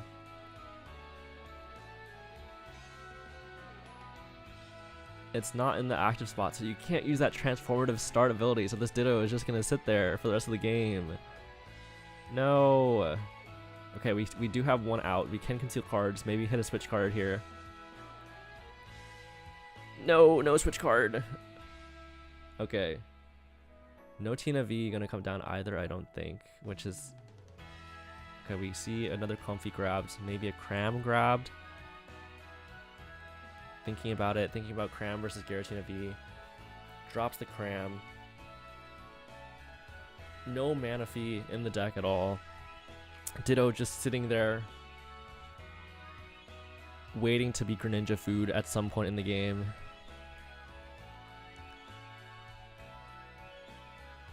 We do see Mr. Sodaking underlining that active part of that ability, acknowledging that he did make a mistake. We see Iono come through, so Togekiss is at a slow start, not putting any cards in that Lost Zone just yet, which does mean that perhaps the matchup swings in the other direction. Perhaps Radiant Greninja's Moonlight Shuriken isn't enough, depending on how slow of a start this slow start is.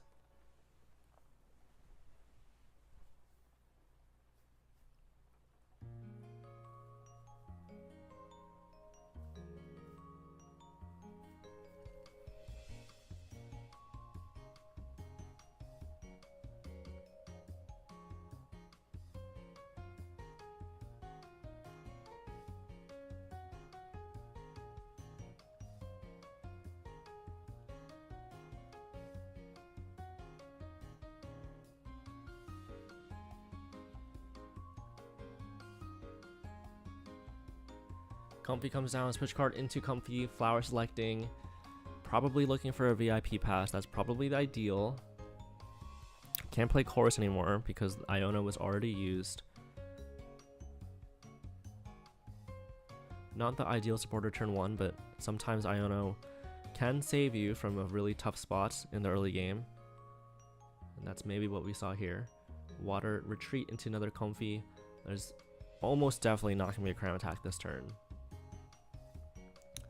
Which does mean that there is a chance for Mr. Sodaking to take the prize lead. But as long as Greninja comes down at some point, Togekiss can win the game through Greninja. There are 4 targets for this Greninja, no Manaphy in deck. So if he can somehow get 2 Greninja plays, 2 Moonlight Shuriken plays back to back, if they can do that, that would be massive.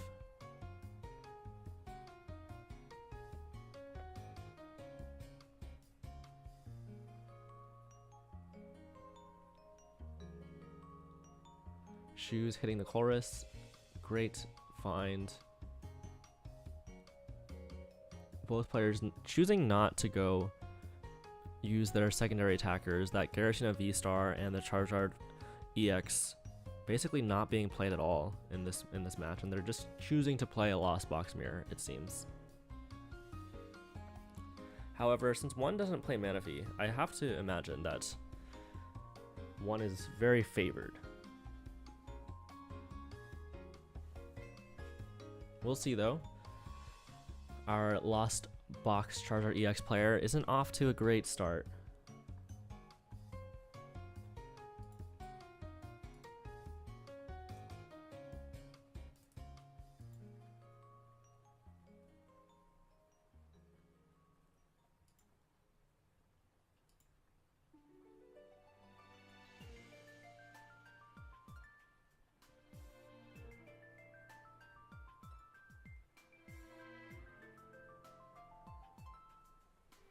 Chorus from Togekiss. Do we see a Sableye this turn? Sableye would be pretty good. Moonlight Shuriken would also be pretty good, but not likely.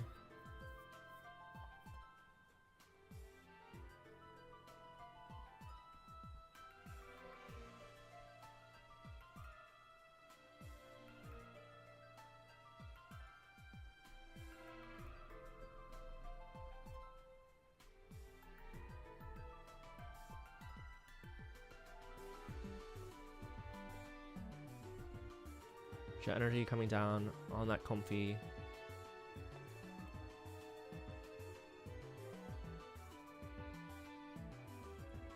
I think I saw 5 in the Lost Zone, so we might just see a Cram attack in response. If you can cram into Shuriken though, that would be a very good play. We haven't seen the Greninja come down on the field yet, though. Maybe it's in the prizes.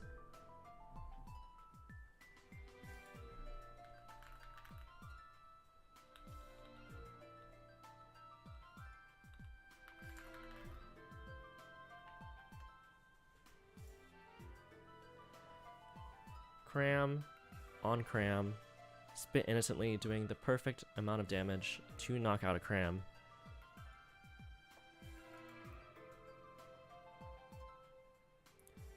Absolutely massive hand that Mr. Sodaking is working with here. Choosing again to get rid of the Giratina V. Not going to attack with it pretty much at all this game. Just going to keep up the prize race with Crams and Sableyes. I think they're going to Sableye this turn, though. I think Sableye this turn would put them in a good position, whereas Cram, again, this turn would keep them just one prize ahead, but one prize ahead isn't enough when your opponent has Greninja value that they can get.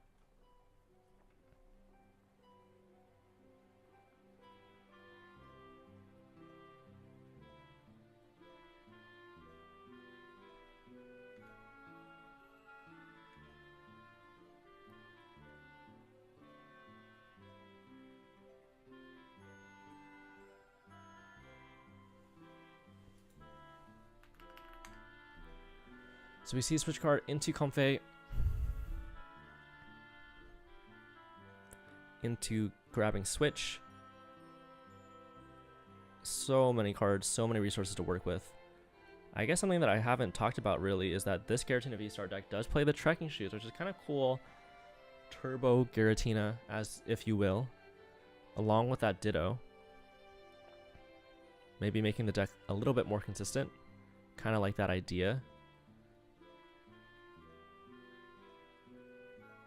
Switch into Sableye now, and I believe we will probably see the Lost Mine do knocking out the Manaphy to kind of force your opponent to get that Manaphy back. Otherwise, you're going to get Shuriken value next turn. This Greninja already charged up. And do we put the 50 on a Comfey for it to get switch carded, or do we put 50 on Charmander and force it to evolve? It looks like the Charmander is going to get the damage, which does mean, man, Togekiss needs so many resources this next turn to prevent bad things from happening. You want to evolve that Charizard, you want to put Manaphy back down in play. Otherwise, your opponent has just way too many options to kind of accelerate this game. Looks like neither might happen, though. Second Cram coming down. We still haven't seen Greninja yet. Greninja is the star of this matchup. When you're playing against Lost Box that has, or any Lost variant, Lost Tina without Manaphy, that Greninja will put in so much work, but we haven't found it. Togekiss hasn't found it. They do play Heavy Ball, but no way to search out the Heavy Ball, really. They play one Heavy Ball and one Irida, actually interestingly enough.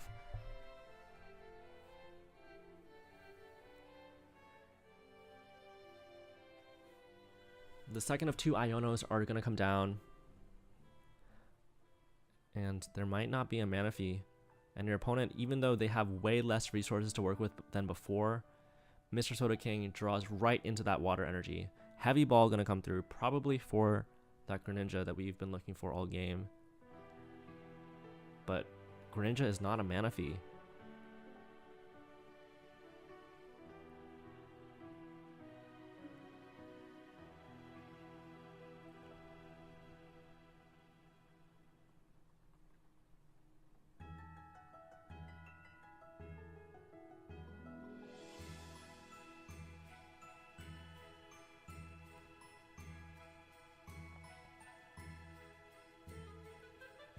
We see a retreat into Comfey. Flower selecting. What can flower selecting possibly be looking for here?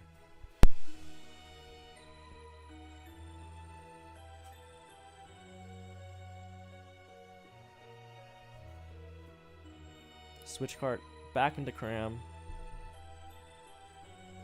Knocking out the Sableye. Staying even on prizes, but Mr. Sodaking is about to have a massive 2-prize swing. Knocking out not only taking 2 prizes, but knocking out your only 2 Comfeys, meaning that you're not going to get to draw that many cards. You might not even be able to knock out this Radiant Greninja in return.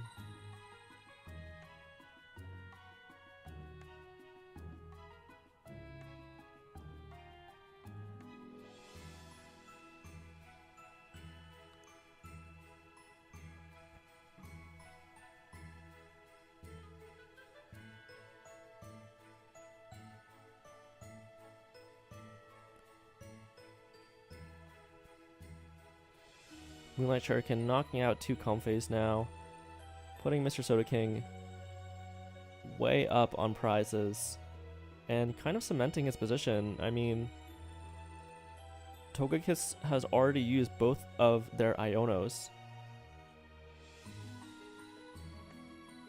so no hand interruption is going to come into play. This Greninja might not even get knocked out. I guess the one saving grace for Togekiss is that there's no attack in hand yet for Mr. Soda King. And okay, we do see a rope, which is good. I think you just bring up Ditto, right? I mean, I guess your opponent might Sableye. If your opponent Sableye's, bringing up Ditto is pretty bad.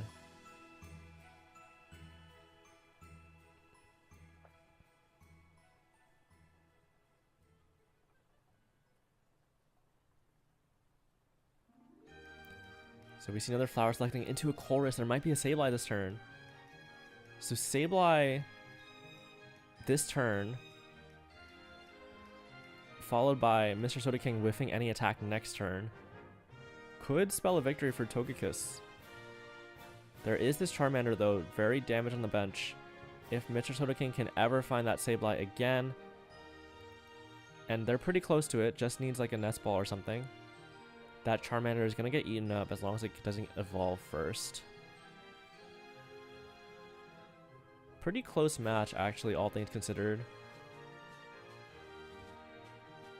I guess Mr. Soda King also is just a gate away from using that Moonlight Shuriken, but no, Togekiss denies that, plays down the Manaphy, and jets up a Cram, so no Sableye attack this turn. And this, sending up this Ditto is going to get rewarded. Thanks to that. Colress was not enough to get Togekiss back in the game. And now all Mr. Soda King has to do is find any sort of attack here. Any sort of knockout will put them in a really great position, but whiffing it may make things tricky.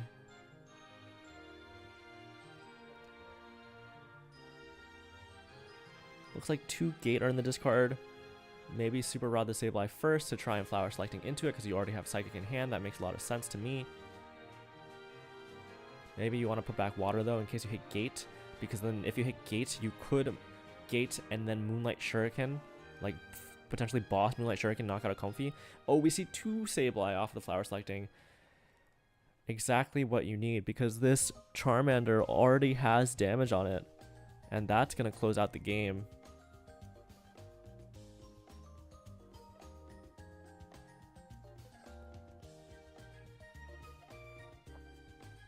Our players are now 1-1 in this top 4 set, going the distance. And just to update you, looks like Sota Shishia on the other top 4 match, the Arc player with the Crushing Hammers and the Slacking V and the Barrels, did take the victory over Hino. Well played, Hino, with that very cool Arceus Tapu Koko Flying Pikachu deck. Curious to see if anyone chooses to pick that up for the upcoming Sacramento Regionals. So whoever wins this match is going to be awaiting Arceus, Colorless Arceus, or Water Arceus in the finals.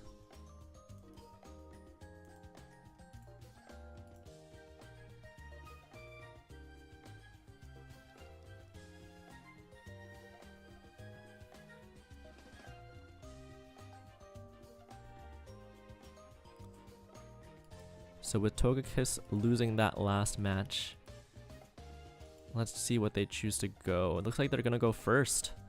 Not super common in the Lost Box matchup, but both of these players are playing a little bit... They're playing Lost Box lists where it's harder to get that turn 1 Cram attack off, I would say. The Giratina deck normally likes to take advantage of that Abyss Seeking. Maybe that's less true with the Trekking Shoes build that we're seeing from Mr. Soda King.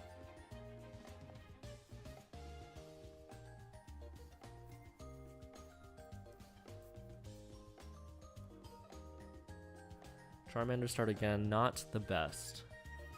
But if your opponent never chooses to go into Tina V and never evolves up to the Tina V star, I think these Charizards could get a lot of value. Because they're never going to get two-shot if you can get that Charizard EX out and going and attacking.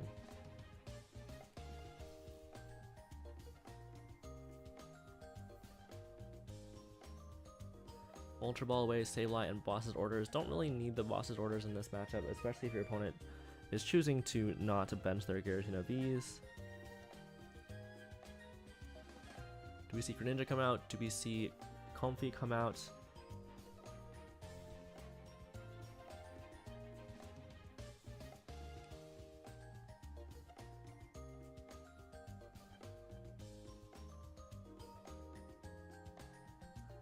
It's interesting that Manaphy, not having Manaphy is normally a big problem for Tina or any Lost Box decks against a Lost Box that does play Manaphy, but in this case, this Lost Box version of with the Charizard EX only plays 2 Mirage Gaze and 3 Waters, so it's tough to get that to get that Moonlight Shuriken value.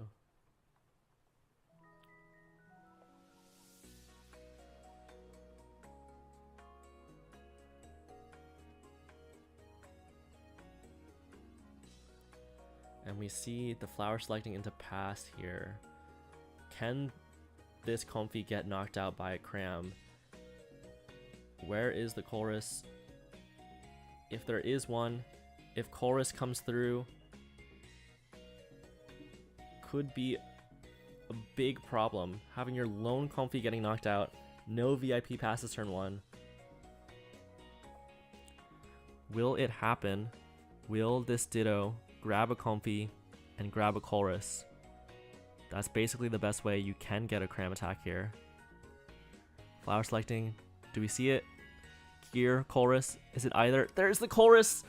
Okay, Colress. Now all you need is switch card, but no VIP pass, no Cramorant, no nothing.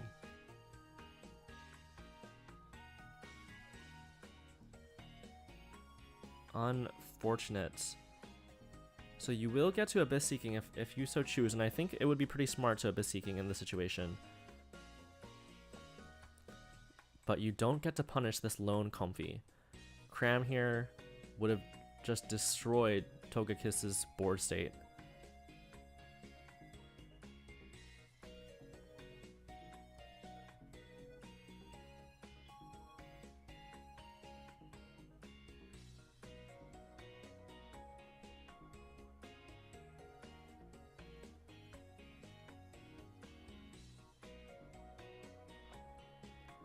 Giratina V getting benched.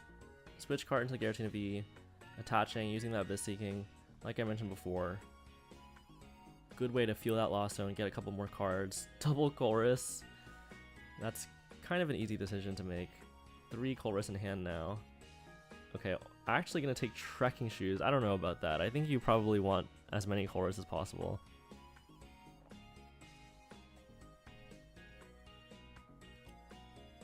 Especially if your opponent Ionos you and then you shuffle the deck. I don't think you want to get rid of one early. Trekking Shoes not bad though.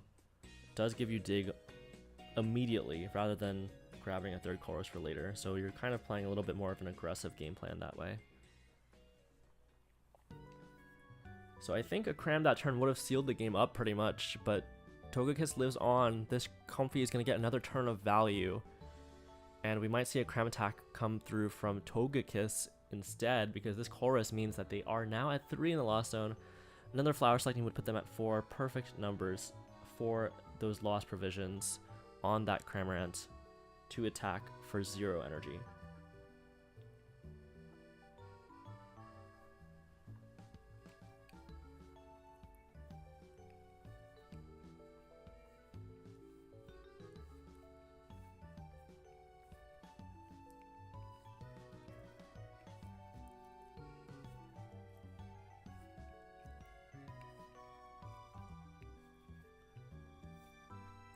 Nest Ball comes through.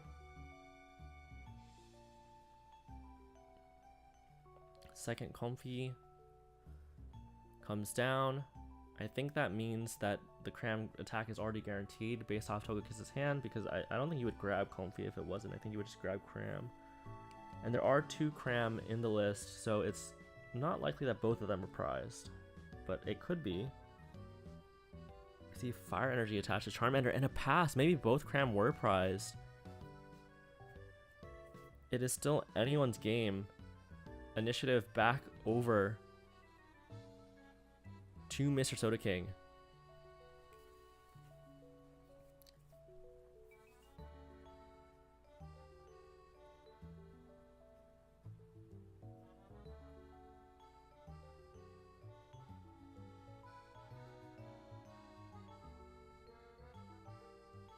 Will we see the Sableye this turn? The first real attack of the game, the first knockout being from Sableye, could be absolutely devastating.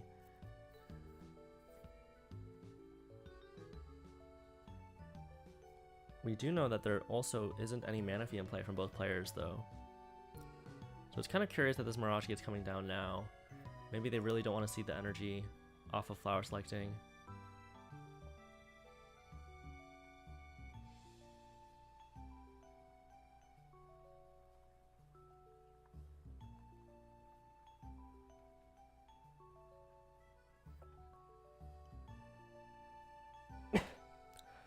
So Greninja gonna come down, but Moonlight Shuriken can't really happen anymore because there's 2 water in play, unfortunately.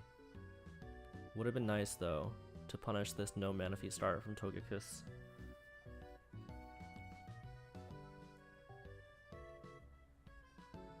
Nine in the Lost Zone, but no switch cards.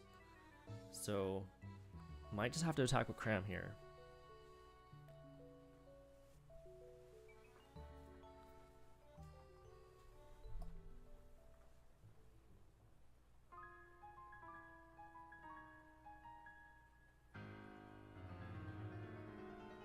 Going into the Comfy to get that 9 in the Lost Zone. Do they get rewarded for this though? Trekking Shoes, do they find a switch card?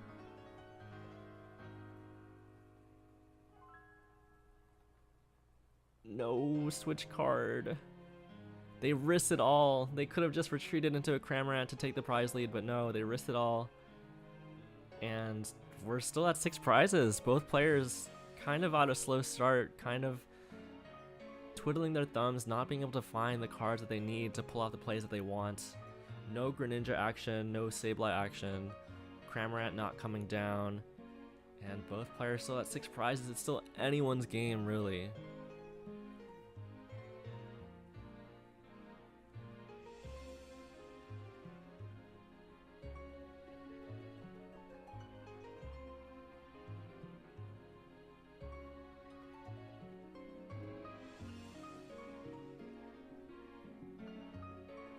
We see Zard and Vacuum playing the Lost Zone, which is interesting because maybe they have a Zard in hand, but Rare Candy to Zard is not bad. I guess this game they did set up a Tina V-Star, so I guess maybe you don't want that.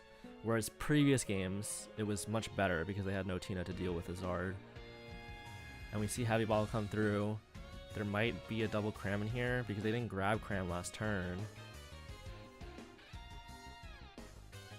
Oh, actually Manaphy is in there as well. So Manaphy gonna come down. Thankfully, the lack of Manaphy did not get punished because these water energies were put onto Comfy and Giratina instead of being left in the deck for potentially being put on Greninja. But I can respect it. You wanted to thin out the energy instead of hitting them. It makes sense. Now, do we finally see an attack? Do we finally see the knockout? One more Flower Selecting to go. There's a multitude of attackers that could be pretty good here. Greninja probably the best one. Sableye also pretty good. And then Cram and Charizard. Cram is decent and Charizard EX probably not great because of that Star Requiem attack.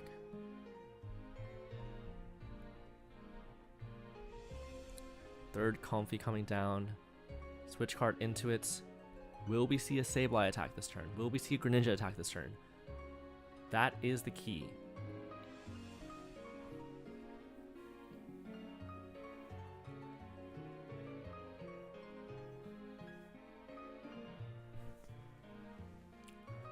Third flower selecting Sableye coming down. 10 in the lost zone exactly for Togekiss.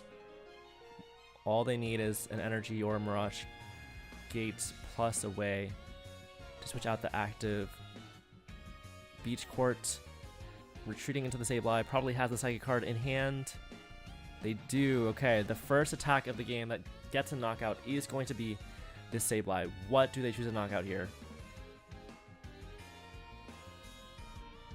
Putting 80 on a Sableye, preventing that from being a valid attacker, and putting the rest on a Comfy. I would imagine you put it on the Comfy with energy. You don't want to switch card the one with energy, I would guess.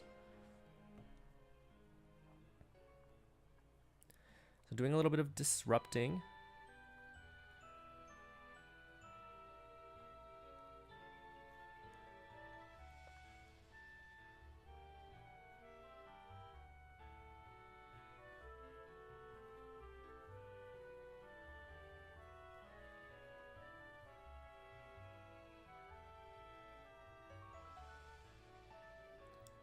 Comfy boss being added. Thankfully for Mr. Soda King, there is a Sableye, there is a Psychic Energy still in the hand that didn't get disrupted. So even though one was knocked out, you can respond with the Sableye. Now here's the question, do you knock out their Sableye or do you start trying to gun it for prizes? Looks like they're going to go for the knockout Sableye route, knowing that their opponent only plays 2 Sableye and 2 Psychic Energy, and then you can maybe follow that up with a Roxanne if they take a couple more prizes. So they're going to put 30 on a Comfey, and this Sableye's going to get knocked out. So we're going to see some back and forth here. Might be a battle of resources. Togekiss has a lead, but do they have enough Sableyes to kind of cash in on that lead?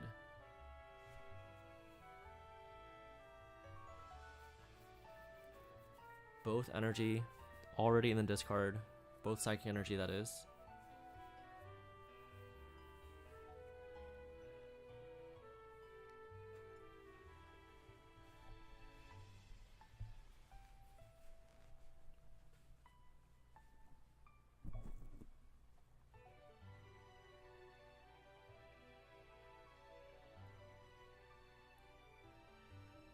Concealed cards, discarding a water, so it seems, I mean, they're gonna be bench locked now, so it's interesting that they chose to discard water, because now they can't Sableye.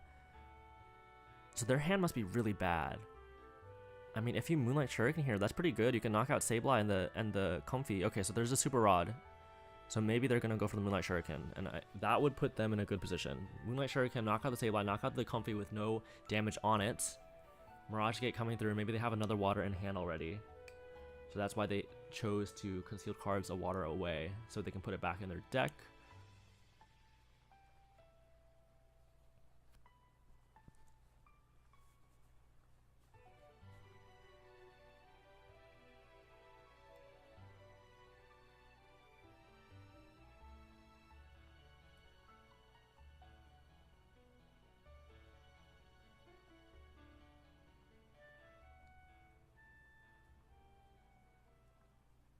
Water Psychic onto this Greninja.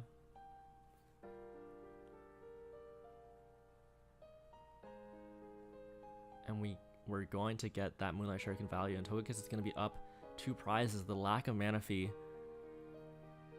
finally getting punished here from Mr. Soda King. Just like that, 2 Pokemon getting knocked out, prize lead given away. And now, how does Mr. Soda King respond here? Roxanne and then attack with Cram? I guess you rope into Cram and then Roxanne? That's probably your best bet. Maybe try to get... Oh, you do find the Super Rod here, which is really good, because then you can put Sableye back, you can Nest Ball it out. You do want to be attacking with Sableye as much as you can. That much is true. And you do have 2 gates, so you can... So Nest Ball, Sableye, 1 Psychic left in deck. Probably just gonna Mirage Gate it out. There is no more Super Rods left in deck though.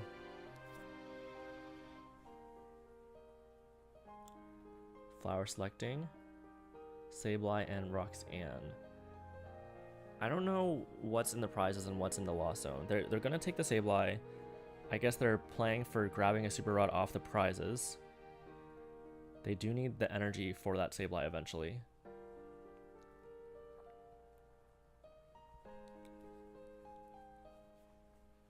This game is very, very close. It's gonna come down to this Roxanne, I think. Jet Energy up the Tina is interesting.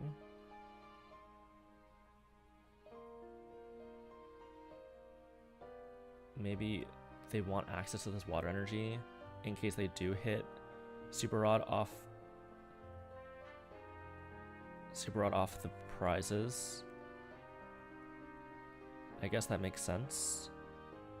And then you lost mine. Clean up some of their Pokemon that they have. Maybe knock out a Charmander even, in case it gets evolved. Because you don't have the energy required to Star Requiem anymore, unless you hit that Super Rod that you're looking for.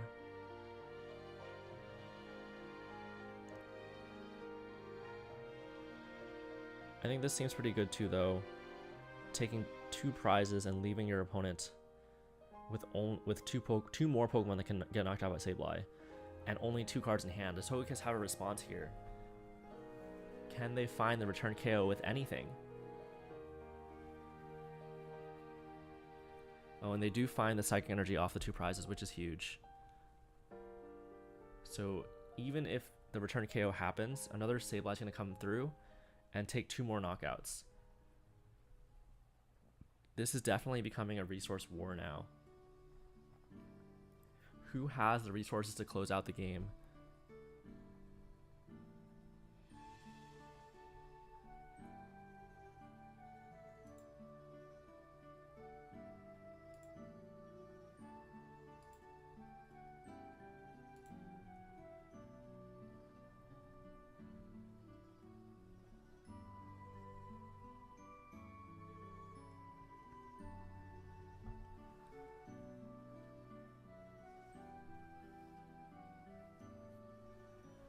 Flower selecting coming through. Is there an attack this turn? There has to be an attack this turn. Otherwise, the Sableye will just get too much value, too much free reign. Rare Candy Charizard could even be an option. Just hope that your opponent can't get that lost impact out. Okay, we do see Cram, so that keeps Togekiss in the game. It's coming down to the wire. Switch card also very good here because that means Sableye can't take 2 knockouts next turn. It can only take 1 and set up another.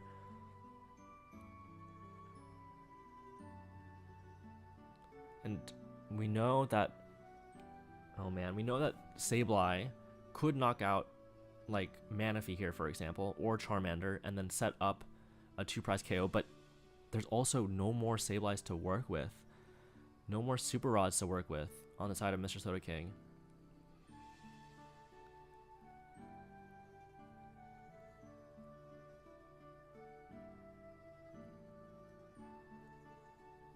So here you can only take 1 knockout, and it's just going to get return KO'd.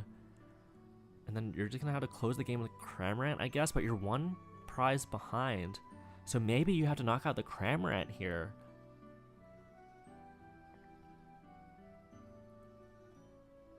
And hope that your opponent misses an attack again.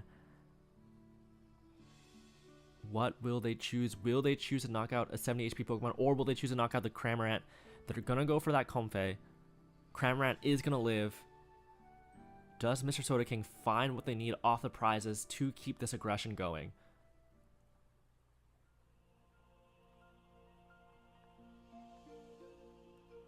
Escape Rope. I don't think they have a Super Rod left in deck.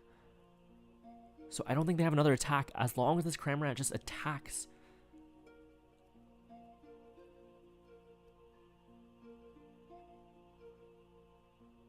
It's really close. It's really close. This is game 3. Winner moves on to the finals.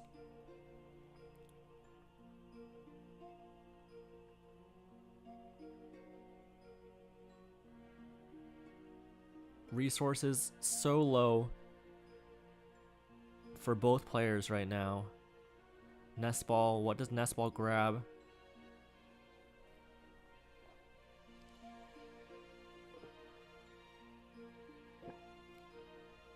Nest Ball grabs Sableye. And looks like Mr. Soda King sees the writing on the wall. There's already 30 damage on a Comfey. As long as they... Oh, and then the Greninja's actually charged up as well. Another Moonlight Shuriken would seal up the game. And the lack of Manaphy really hurting Mr. Soda King. And Togekiss, you know, I wouldn't normally think that this Lost Charizard EX deck is a deck that can play the water energies. There's just like not enough space for it, but yet those water energies came up huge because their opponent didn't play Manaphy. Those water energies kept Togekiss in the game the whole time, and we're gonna see Lost Zone Charizard EX move on to the finals.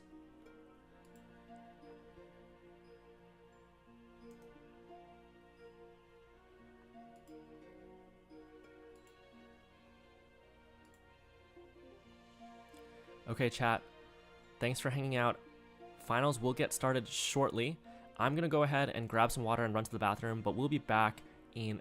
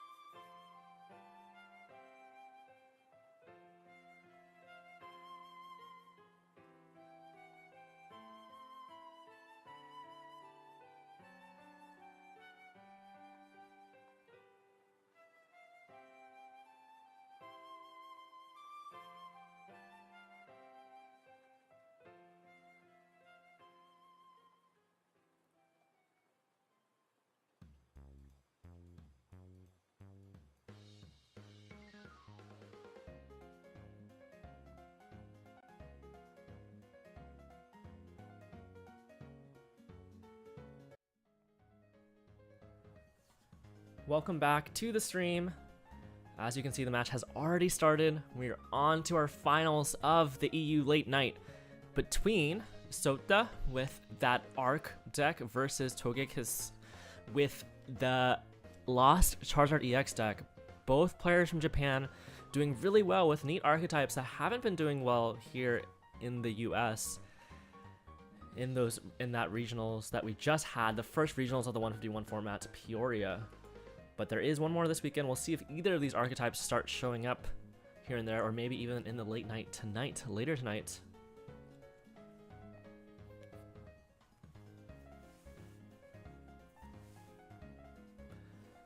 We do see that there's already a DT and a water energy onto the Arc V.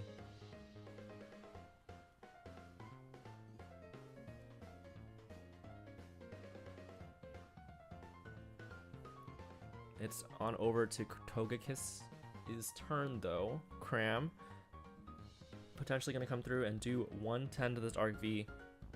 We'll see what kind of tricks that this Arc deck has up their sleeves. If you don't play Arc with any partners, if you don't play another VMAX or a V-Star or whatever, you just play that Slacking and the Barrel, you have lots of space to do funny stuff. And one of those funny things that Sota has put in their deck is 2 Sharon's Care. Let's see if those 2 Sharon's Care come into play. I imagine that they have to. Discarding Slacking V here and the V-Guard, going to grab Arc V-Star, but you definitely want another Arc down this turn to Trinity Nova 2. If you don't have an Arc down this turn, you cannot safely Sharon's Care the next turn and keep the attacks going. So I think we'll see Starbirth for Arc V and Sharon's, I suppose.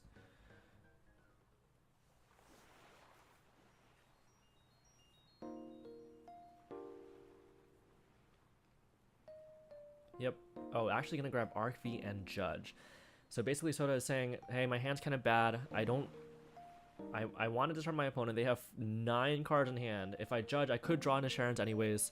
And even if I don't Sharon's now, I could Sharon's with my next Arceus. So I like this play. Makes sense. Path, Judge. Just kind of disrupt them. See if they... You have a turn to try and hit the Sharon's Care anyways off of this Judge. And then potentially into a Barrel. We do see the Barrel, we do see an Arc V-Star, and we see an Ultra Ball, which can grab like Squavit next turn. So I think this play makes a lot of sense, and it leaves your opponent with very few options. They might just have to cram again, and they might not even hit that. They have to kind of flower selecting and try and hit it off of 4 cards.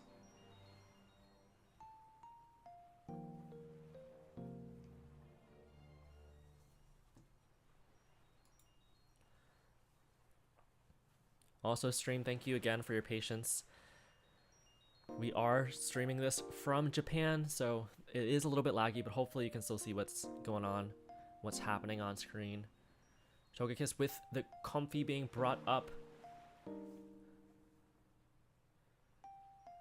5 cards in hand off the top deck. Chorus has been grabbed, and we know that this Lost Zardy X deck does play 2 Cramorants.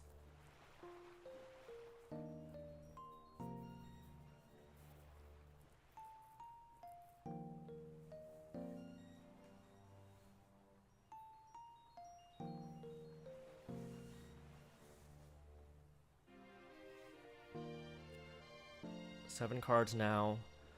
Will we see another Cramorant attack? And if so, will we see... Okay, Artisan coming down, so that will almost definitely grab Cramorant. I think the Charizard EX, we didn't see it come out even once in that last top 4 match, but I think in this matchup, it's got to do work. For sure. Oh, Sableye coming down. Do we have... Looks like 7 in the Lost Zone so far. I'm not sure. I didn't quite catch it, but if Sableye gets to attack this turn, that could be pretty good, knocking out that Bidoof and putting some damage elsewhere before it becomes a Barrel, before it has a big chunky 120 HP stat line. You get some additional value by Sableyeing early in this way. Basically means you can do 60 to the Bidoof, 60 to the Arc V-Star, and then that sets up Arc V-Star for a Cram knockout. So I like that, and it makes sense if you're able to pull it off.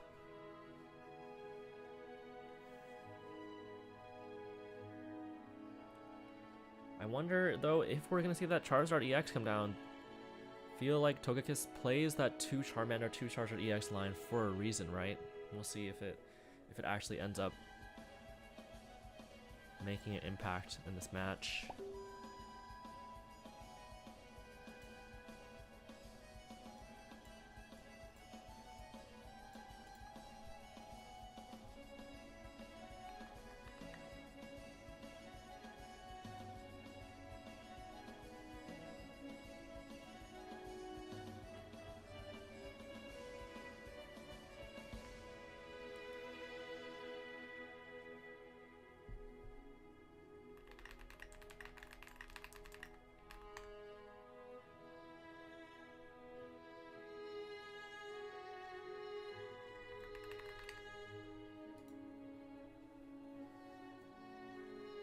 Okay, we see Sableye come through. The 60 damage does get spread just the way I mentioned. 60 damage on the Bidoof, taking out that knock, getting a prize, putting 60 damage on the Arc, setting it up for another Lost Mine or a Cram, either or. Now, without the Barrel, your opponent is much less likely to pull those chains off, so I like that play. The Artisan, though, going to get some good value. Oh, actually, they're going to choose to discard both Barrel, so they're going to play Barrel-less this game. We'll see if that strategy pays off. Just going to grab more Arcs and hope to draw into the Sharon's Care. Basically raw. Potentially off of this Iono. But I think once you start taking enough prizes, that Charizard EX can be a problem if it comes out. We'll see if that's relevant. No Sharon's Care yet. Do have a double Turbo Energy, but the hand is pretty dead. Nest Ball, you might even have to grab Squavit and just start drawing one card. You can't really Squavit this turn. You need that Arc V-Star, you need that double Turbo Energy. Maybe you attach a double Turbo Energy. No, but you kind of need the Arc V-Star. So I think you Nest Ball next turn for Squavit maybe. You really don't want to give them another one prizer. It's a tough situation without having access to the Sharon's Care that you're really looking for. You play 2 of them, and I'm pretty sure the reason you play 2 are for matchups like this, like Lost Box.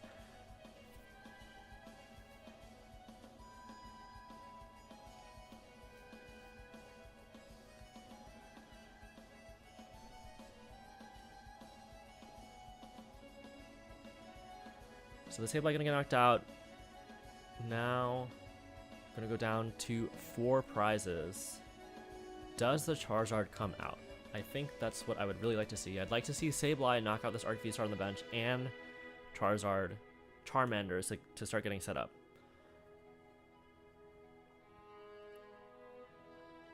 That Charizard, very hard to deal with for this Arc V-Star deck. Can only get 2-shot. And it does just a massive amount of damage. 240 right now, but that is just going to keep scaling turn after turn after turn. Artisan, is it going to be for the Charmander? I would assume so. I feel like it's got to be.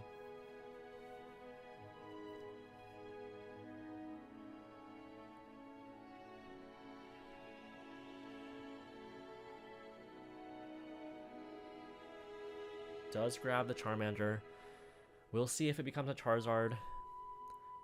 Only 2 Charizard EX, only 2 rare candies.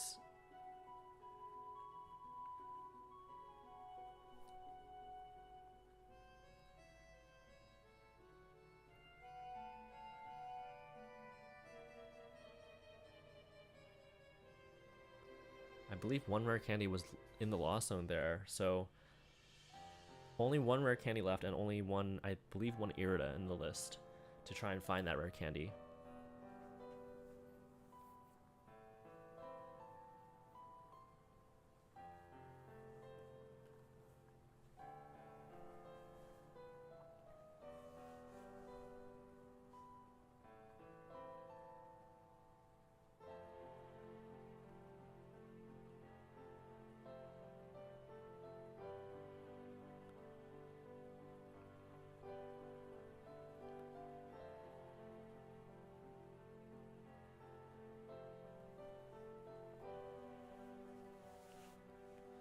Okay, we see Comfy now, flower selecting.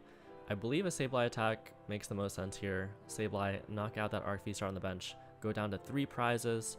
I don't think this list plays an Echoing Horn, so you're gonna have to go through 2 arcs at some point in the game.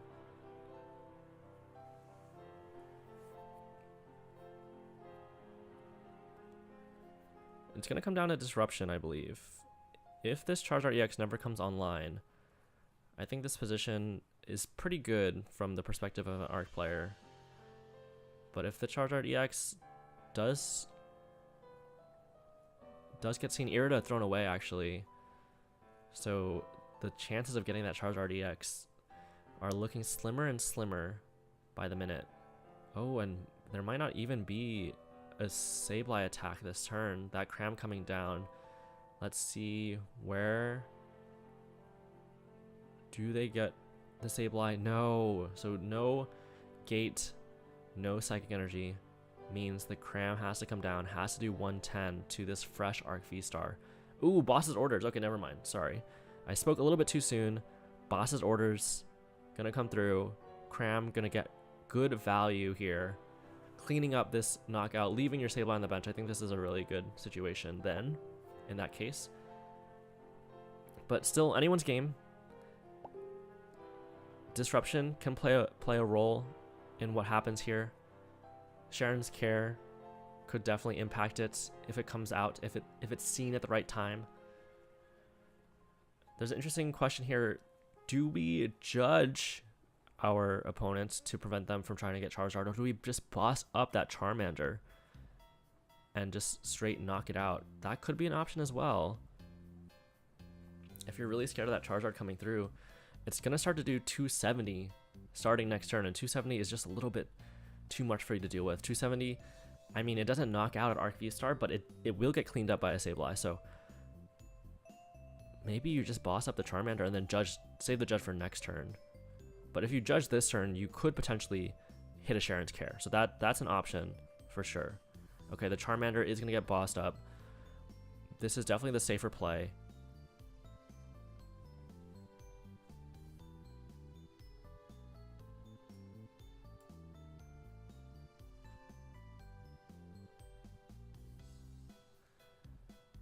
Trinity Nova now, and knocking out this Charmander.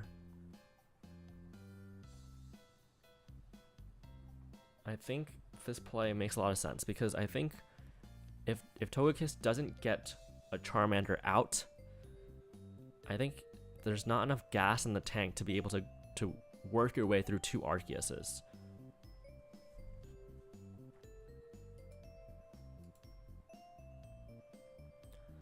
So now it's up to Togekiss to find a way to get Charmander back.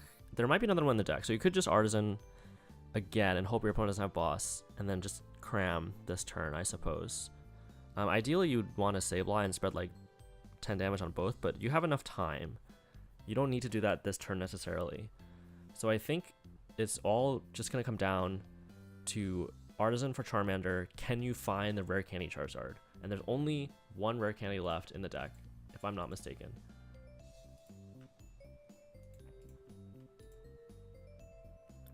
The list only plays 2, and I believe it's on 1 in the Lost Zone, so just have to grab another Charmander and hope you find it, I think, if it's in the deck. It might not even be. There might be one in the Lost Zone. In which case, that's really bad. Okay, Charmander is in the hand. Never mind. So second Charmander does come down. Your opponent doesn't have boss to prevent it from coming out this time, which is good. So, and then Roxanne. Okay, so Roxanne also really solid in this position because you get to draw 6 cards, you get to get closer to that rare candy combo, assuming you didn't have it in hand already, and your opponent just has less resources to work with, can't disrupt your hand, can't boss around a Charizard if it comes through. We see the Rope now. So Rope is interesting because it does let you get around Charizard for 1 prize. So if you find Rope and Boss, you might be able to close out the game without having to attack into Charizard at all. Actually, you're going to go down to 2 prizes though. So if this Charizard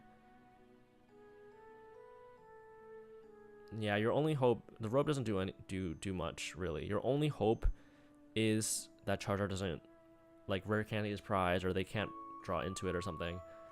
Because if Charizard and comes online and has the energy to be able to attack, it's just doing too much damage at this point.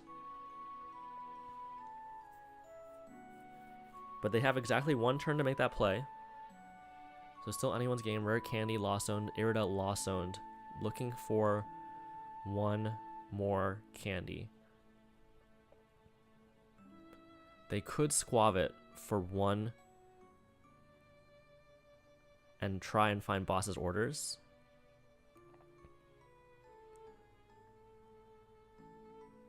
But no, they're not going to go for that play, because I think that would open up a new line for Togekiss where you don't even need Charizard. So I think the risk of going for one card, it's not really worth it. Rope going to come through this turn, interestingly enough. I think I would have saved it, but I don't know if it really matters. I think it's just going to come down.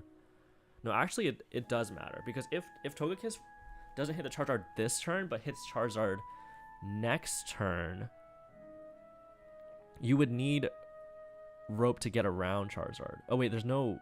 They didn't take a knockout. So they roped and then didn't Trinity Nova? I'm not sure what happened there.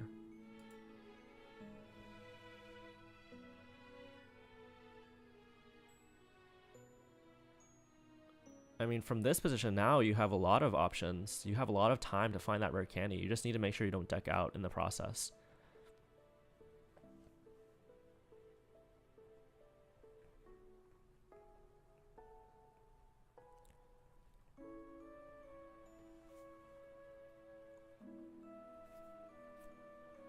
We'll see if it happens. They need rare candy, Charizard, and I believe Super Rod. I believe they won't have enough energy in the deck to make use of that Charizard EX ability. That Infernal Rain.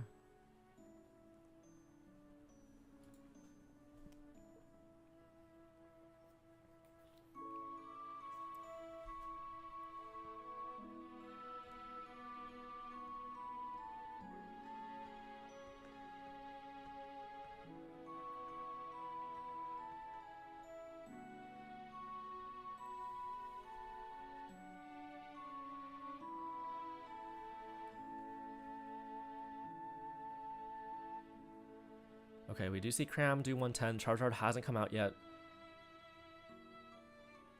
The game has turned interesting now. I thought at this point the Arc deck would be at 2 prizes, but nope, they're at 3.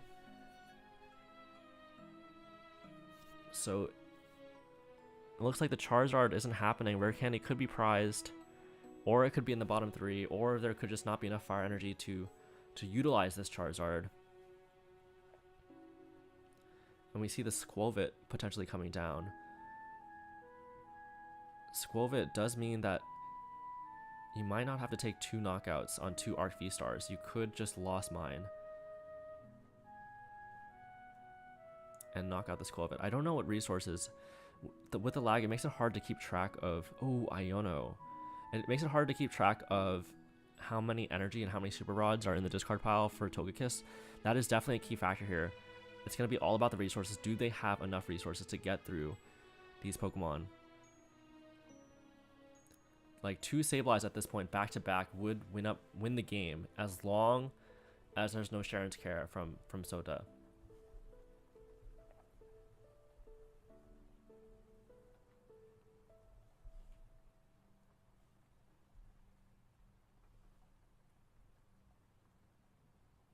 Oh, and we just see another end turn instead of taking a knockout. I'm not sure I understand the strategy here. Are they completely out of energies? But even if so, like, you have to knock out the Cram because it's just attacking, right? So it's 2 turns in a row now that we've seen the end turn instead of the knockout.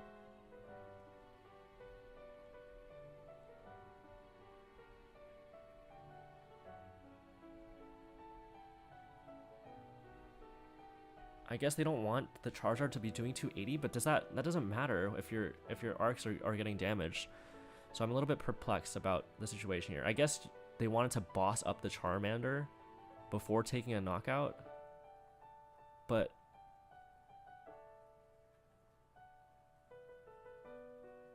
so trainers, I didn't see any Super Rods in there, and I don't know how many Super Rods are in the Lost Zone. Looks like 1, so there's 2 Super Rods in deck potentially. Man, maybe this is too big brain for me.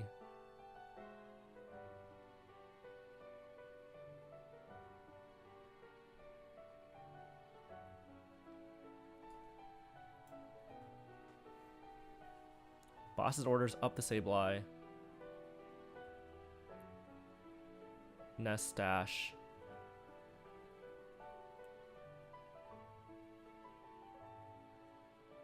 And we see a Judge.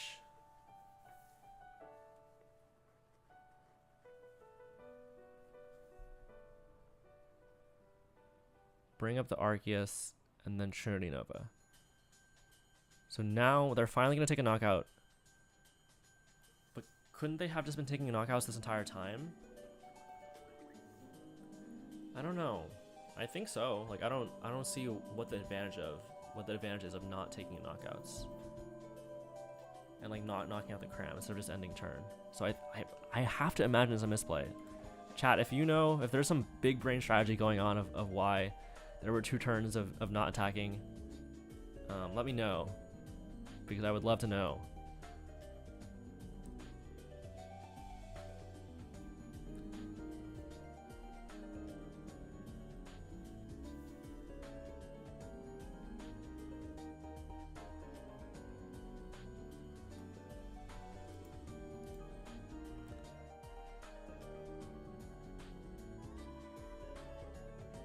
So we see flower selecting. Is there enough resources for Togekiss to close out the game? So close. Sableye coming on the discard. It's in the discard pile still, but I think there's still 2 Super Rods left.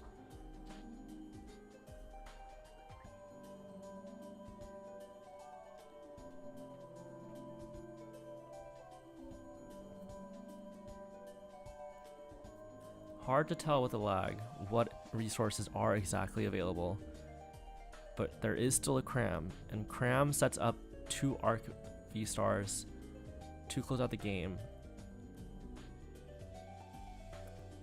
Ooh, Radiant Greninja comes down. Will we see a Moonlight Shuriken for game? That could be an option as well if there's the resources to do so. Iono putting some cards on the bottom of the deck for both players, 3 off the top. A Sableye would close it out at this point. Moonlight Shuriken would close it out after this Spit Innocently.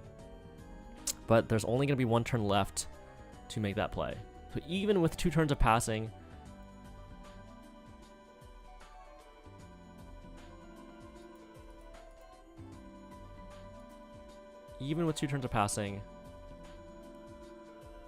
it's still anyone's game.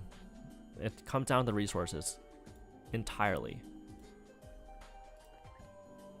I thought maybe they didn't take knockouts to like play around Raihan, but there's no Raihan on this list either for on the side of Togekiss, so I don't know what those passing turns were for. I think if they just attacked and then hoped that your opponent didn't have the Rare Candy Charizard EX play, I think they would have won.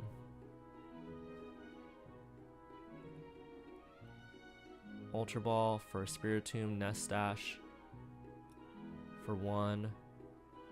Hit Judge. Judge draws you more cards, but it also draws your opponent some cards.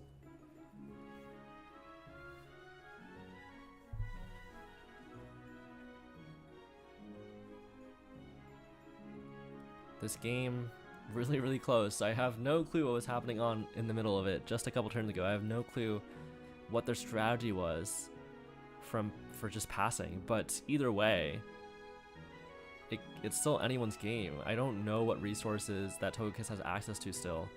I believe I've only 1 Super Rod has been used, so there's got to be 2 more somewhere between the prizes and the hand and the deck. Down to one prize, finally. This game has gone on and on. So many turns of combat between these two players. Do we see a Moonlight Shuriken? Do we see a Sableye come through?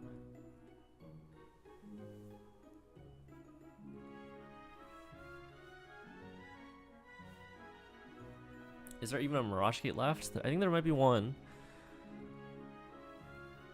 It's gotta be this turn. It's do or die. It's now or never. You have to get either Charizard EX out or Moonlight Shuriken or Sableye. And if you don't, you will lose. Flower selecting. Maybe there's just no switch cards left. Maybe that's kind of what this Arc player is preying on. Iono hitting the Lost Zone off that flower selecting. Do they have resources? Do we see a Super Rod? Cram isn't enough. Cram is not enough. You need Greninja, you need Sableye, or Zard.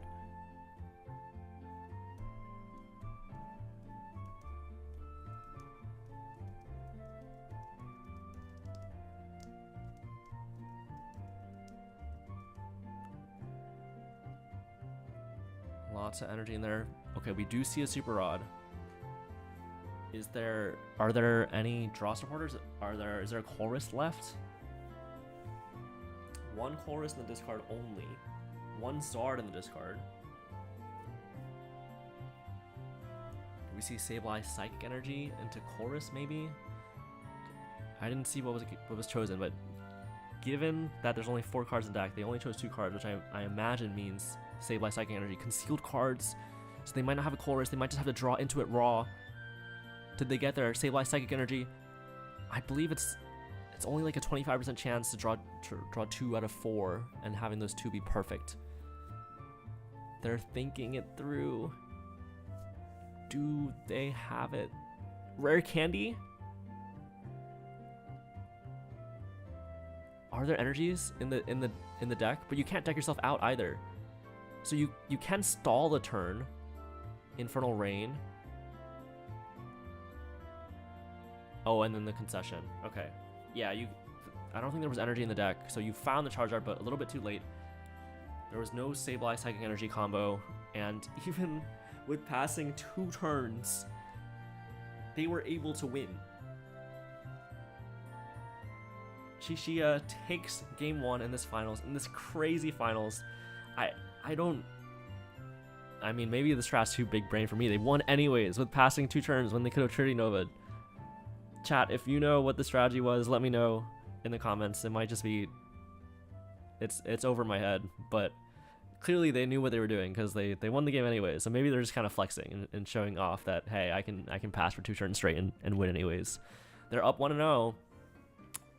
I think the Charizard, it just never happened, right? One rare candy was in the Lost Zone, and the other one never showed up. Really, really weird game. Back and forth, no Sharon's Care coming through, even though the deck's matchup, like, you would think hinges on the 2 Sharon's Care, but no Sharon's Care whatsoever. Your opponent just kept whiffing off of hand disruption, and that was enough to close out the game.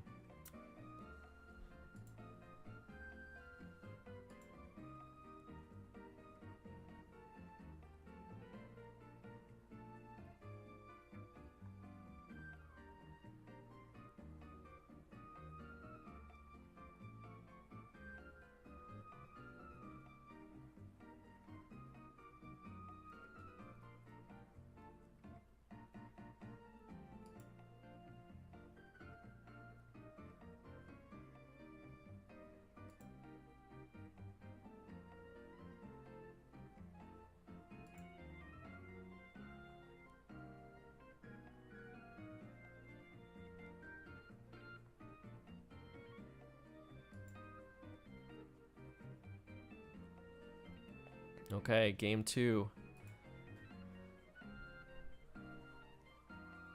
Shishia, if they win, they are our late night EU champions with the cool colorless Arc Barrel deck. But otherwise, that privilege would go over to Togekiss with their Lost Zard EX deck.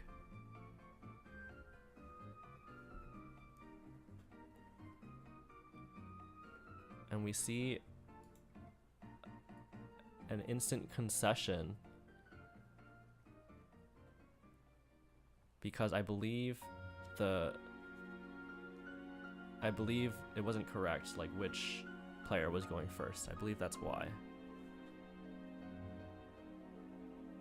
I believe Togekiss wanted to go first, and given that they lost the first match, they get to choose that, so we're gonna reset that.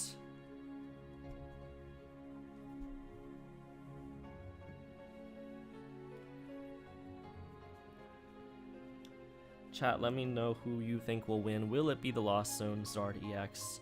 Will it be the colorless Arc with the slacking? Also, let me know, chat, if you think one of these decks will show up this weekend in Sacramento. It would be kind of crazy. We haven't seen these decks pretty much at all, but could happen.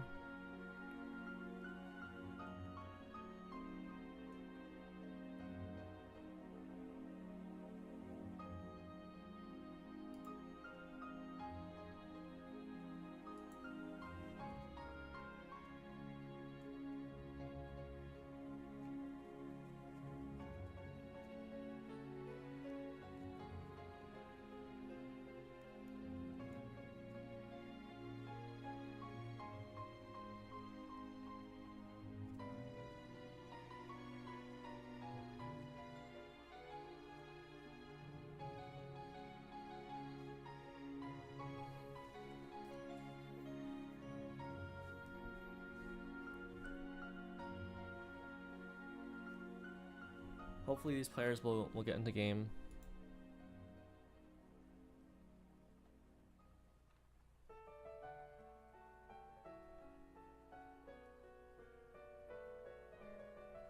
I think there is confusion about what's happening.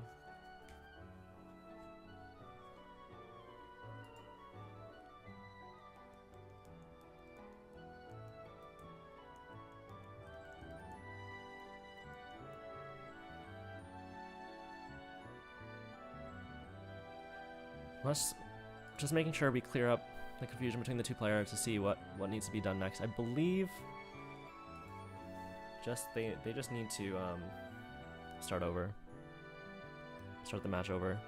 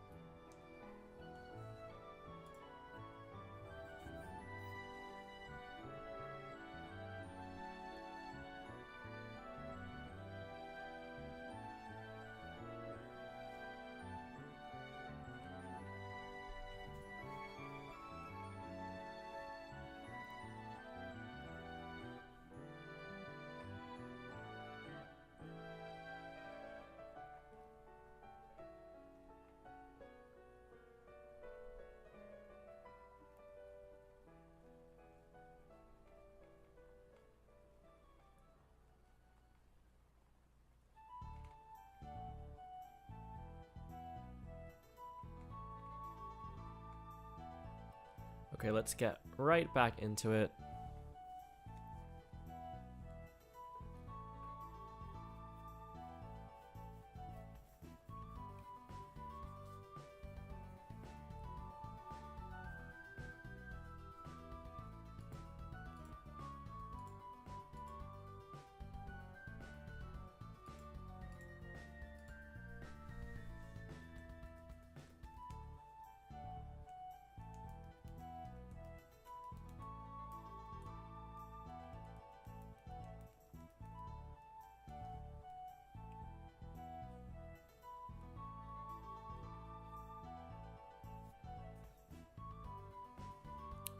We are officially back in the game.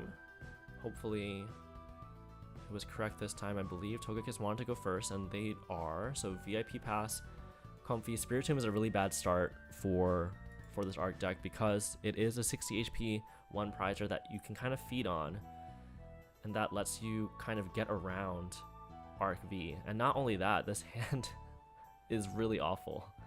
This hand might be a fade out hand where you just fade out and lose on purpose to try and prevent your opponent from getting to win the game on their terms. Depends on the top deck though. Could still be saved by a series of good top decks like an Arc V into an Arc V star. Don't want to count it out just yet, but sometimes these Arc decks, that's kind of how they feel. You kind of just gotta hope that your opponent, that you draw into the right things and that your opponent doesn't.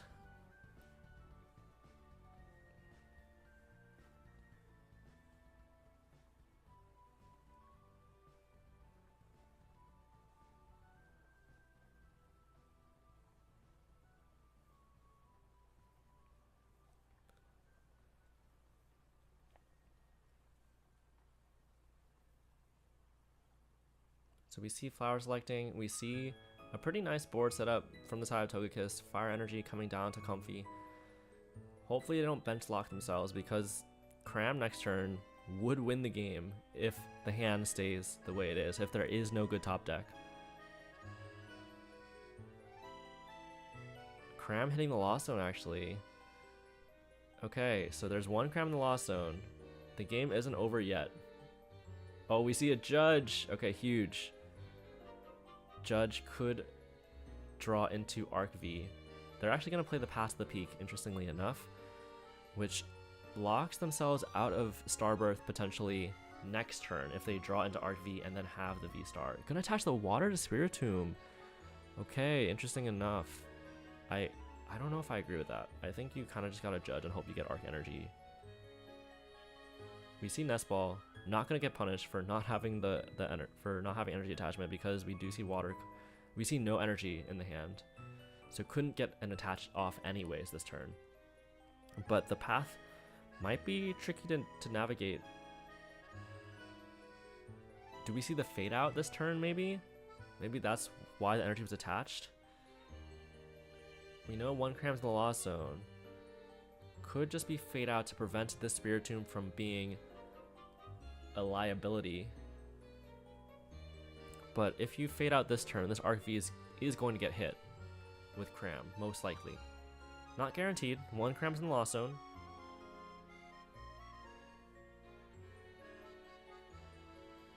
I think he's really thinking about it. Do you let this Spiritomb get knocked out? Do you fade out? That is the question here.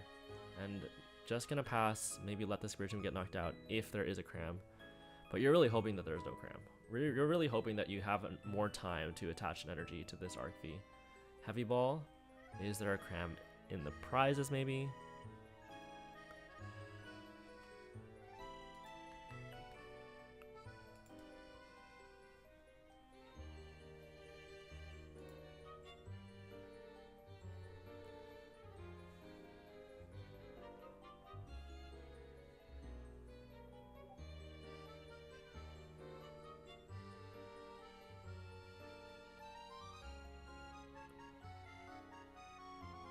See Fire Energy being attached to Comfy.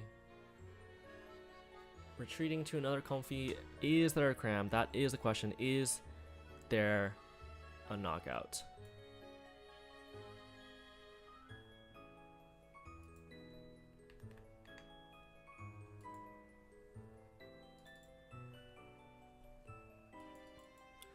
We see endless digging from Togekiss. 3 flower selectings in a row. I wonder what they took over that Cram from the last flower selecting. Maybe a Chorus, but if they kept that Cram, benched it the previous turn before the Judge came down, could have been pretty good.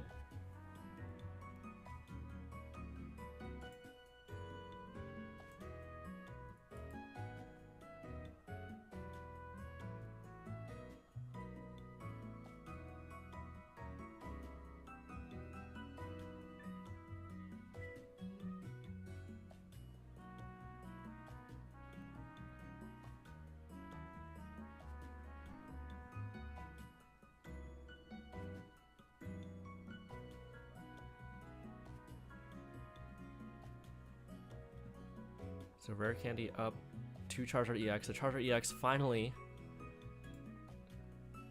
hitting the stream for the first time.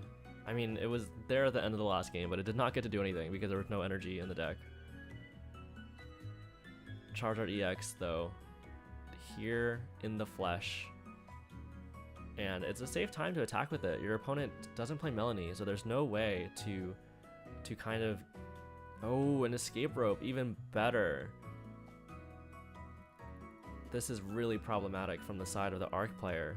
This Charizard EX, yeah, you're not two-shotting, but you're not one-shotting, but a two-shot is plenty when you can't even attack with Trinity Nova next turn. So this Charizard EX finally gets to see the limelight, finally showcases itself on stream, and it's really strong, really oppressive right now. I think all that Shishia can do is hammer and pray.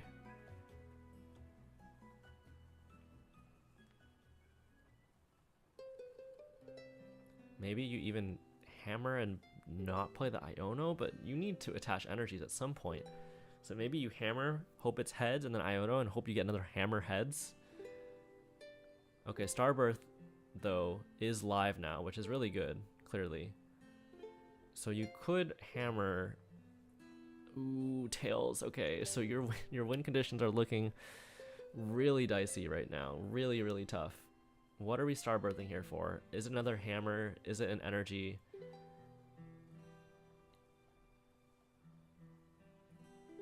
It might be another hammer. Not gonna lie. Oh, Sharon's Care. Okay. I mean, but Sharon's Care is just delaying the inevitable, right? Sharon's Care and Path?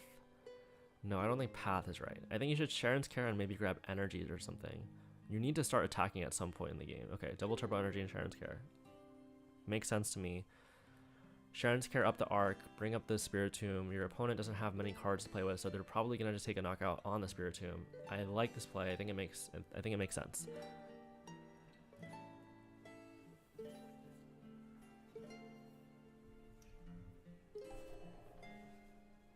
Do you play the Bidoof down? I think you do. Oh, and we're going to see the Fade Out to get the water energy back in hand. You're just going to give up the Bidoof. Okay, I think that makes sense. But if your opponent hits you with another rope, that's really bad. Thankfully, though, 2-card hand. Not incredibly likely to have rope plus retreat, but there's the Colress, so maybe it's there, maybe it's there.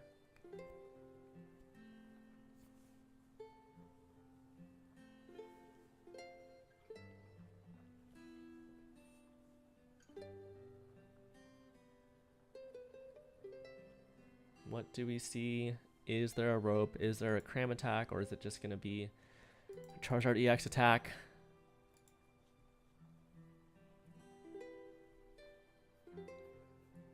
Manaphy and water hitting the Lost Zone. Could potentially also Moonlight Shuriken here. Bidoof not protected while it's in the active, so in theory you could Moonlight Shuriken if you had enough in the Lost Zone plus the Mirage Gate. But it's hard to pull off in this deck for sure, because you only play the 2 gate and the 3 waters. But Moonlight Shuriken would be nice because it would set up Arc V Star to be knocked out by Charizard the next turn.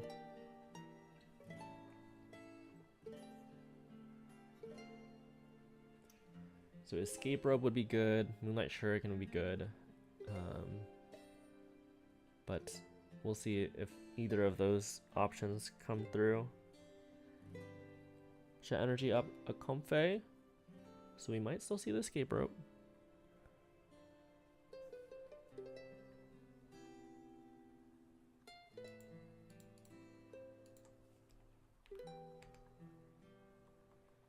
The hand looking in a decent position. Oh, attacking with Cram is also not bad, or Sableye. Sableye is also not bad.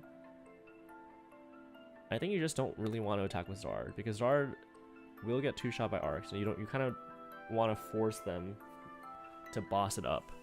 But no, doesn't have the resources to do anything else. Not gonna find Cram, not gonna Moonlight Shuriken, not gonna find Rope, just gonna knock out the Bidoof, and that should be okay. It should be not really a problem.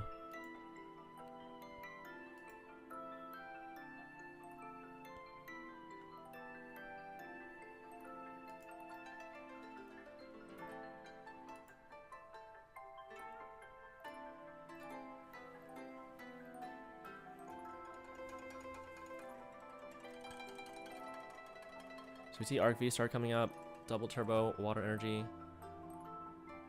Does the slacking V come down? It could. You kind of need a backup attacker. It's not ideal. It doesn't have as much energy as Arceus V-Star, but your board is looking pretty dicey. Nope. Just gonna go for the Iono, hoping to find that Arc V-Star backup attacker. And we do see Arceus V in the hand. Just no Sharon's Care though, which is not ideal.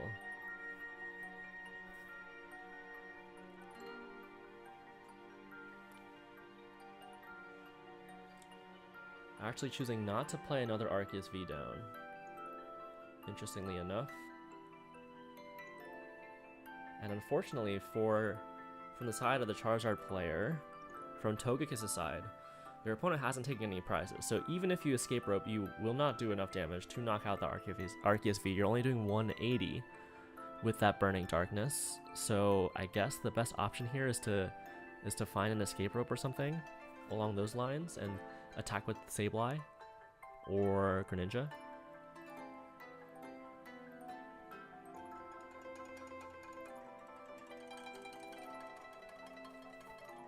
Okay, we see the water energy come down to Greninja.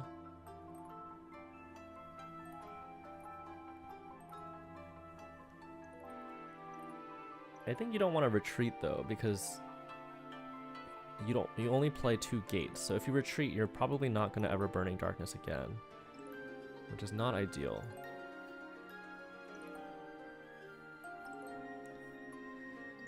I guess I would have liked to see just the Cram attack last turn instead of benching the Sableye. Like you definitely could have, and that way you force your opponent to boss up the Zard, which they definitely don't want to do.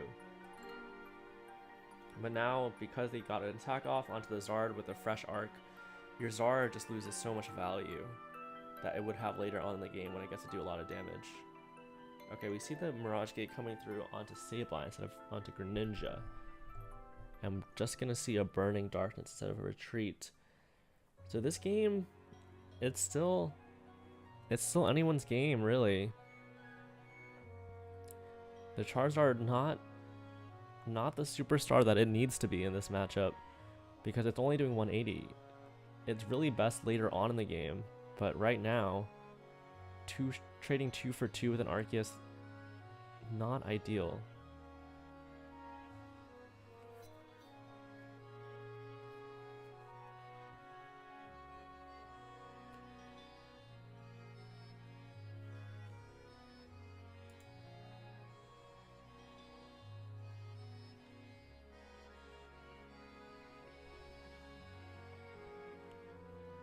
Shishia now has basically the perfect setup.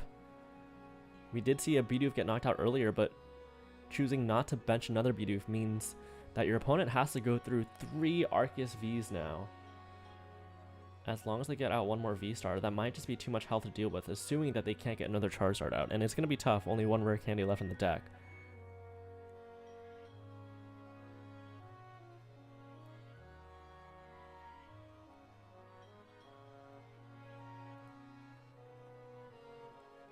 Iono now.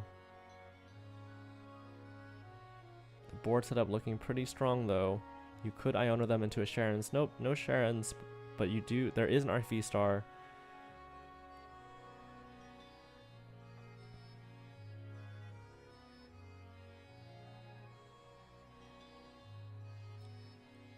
I mean, this Charizard deck doesn't play anything like a Dragonite. No big hitters to deal with these arcs.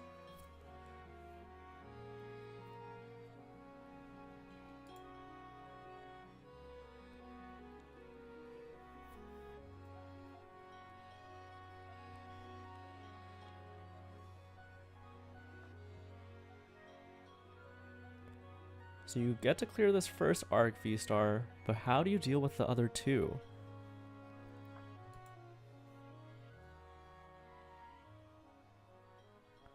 There's a lot of health to deal with right now.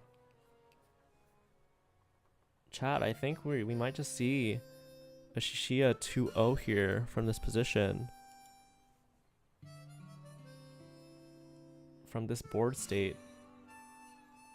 I don't even know if they have access to the second rare candy. It could be in the Lost Zone, it could be in the Discord already. Oh, interesting choice here. You could Iono them to 3 cards. Instead of judging them to 4, but then your 2 judges in Iono are on the bottom of the deck, which you don't really want. You want, I guess now you can shuffle it, so, and you get a judge anyways, so not punished for that at all. But there's an argument to just judge there and then try to get more value out of your Ionos when your opponent's down to 1 prize.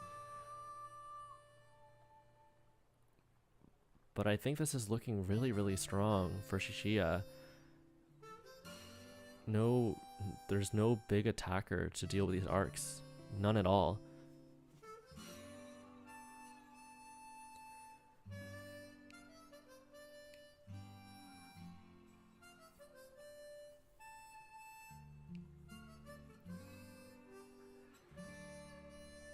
The disruption and healing combo from the judges and the Sharon's Care. It's looking like it's too tough to deal with.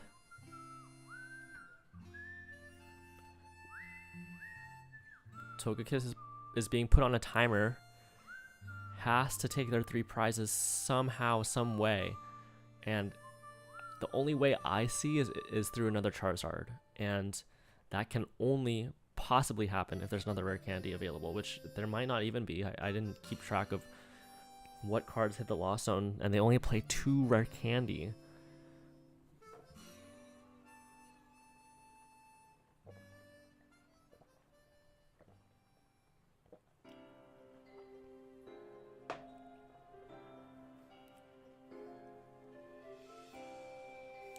One thing to note is that you can't really Sharon's Care without any double turbo energies because you can't chain the attacks of these Arc V-Stars if there's no water energy in deck. But that shouldn't matter. There's just too much health. You don't even need to Sharon's.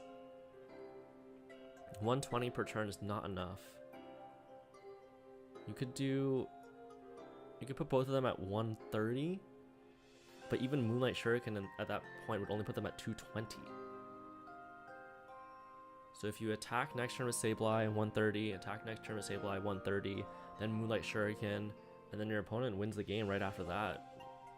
Not enough time to take your 3 prizes. Maybe if you had like Echoing Horn, it could be done. You know, you could knock out 1 Arc V-Star and a Spiritomb, or sorry, and a Bidoof. But no Echoing Horn either. So the win condition's looking very slim. It might be down to Shishia. As long as he keeps attacking, he should win.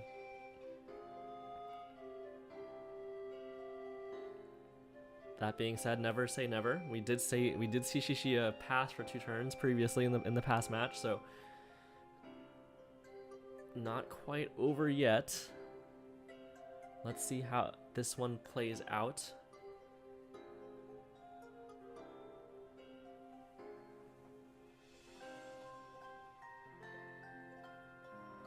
Ooh, double turbo energy means you actually can Sharon's Care here. And that kind of seals it up. Unless you have a miracle like Charmander into Charizard play, which I don't even think exists in the deck, that's gonna be it. And Shishia is your champion. Congratulations to both players. Both from Japan, doing really well with really cool decks too. And it's 8:38 a.m. right now in Tokyo, at least. So if they've been staying up all night to play this tournament, most likely.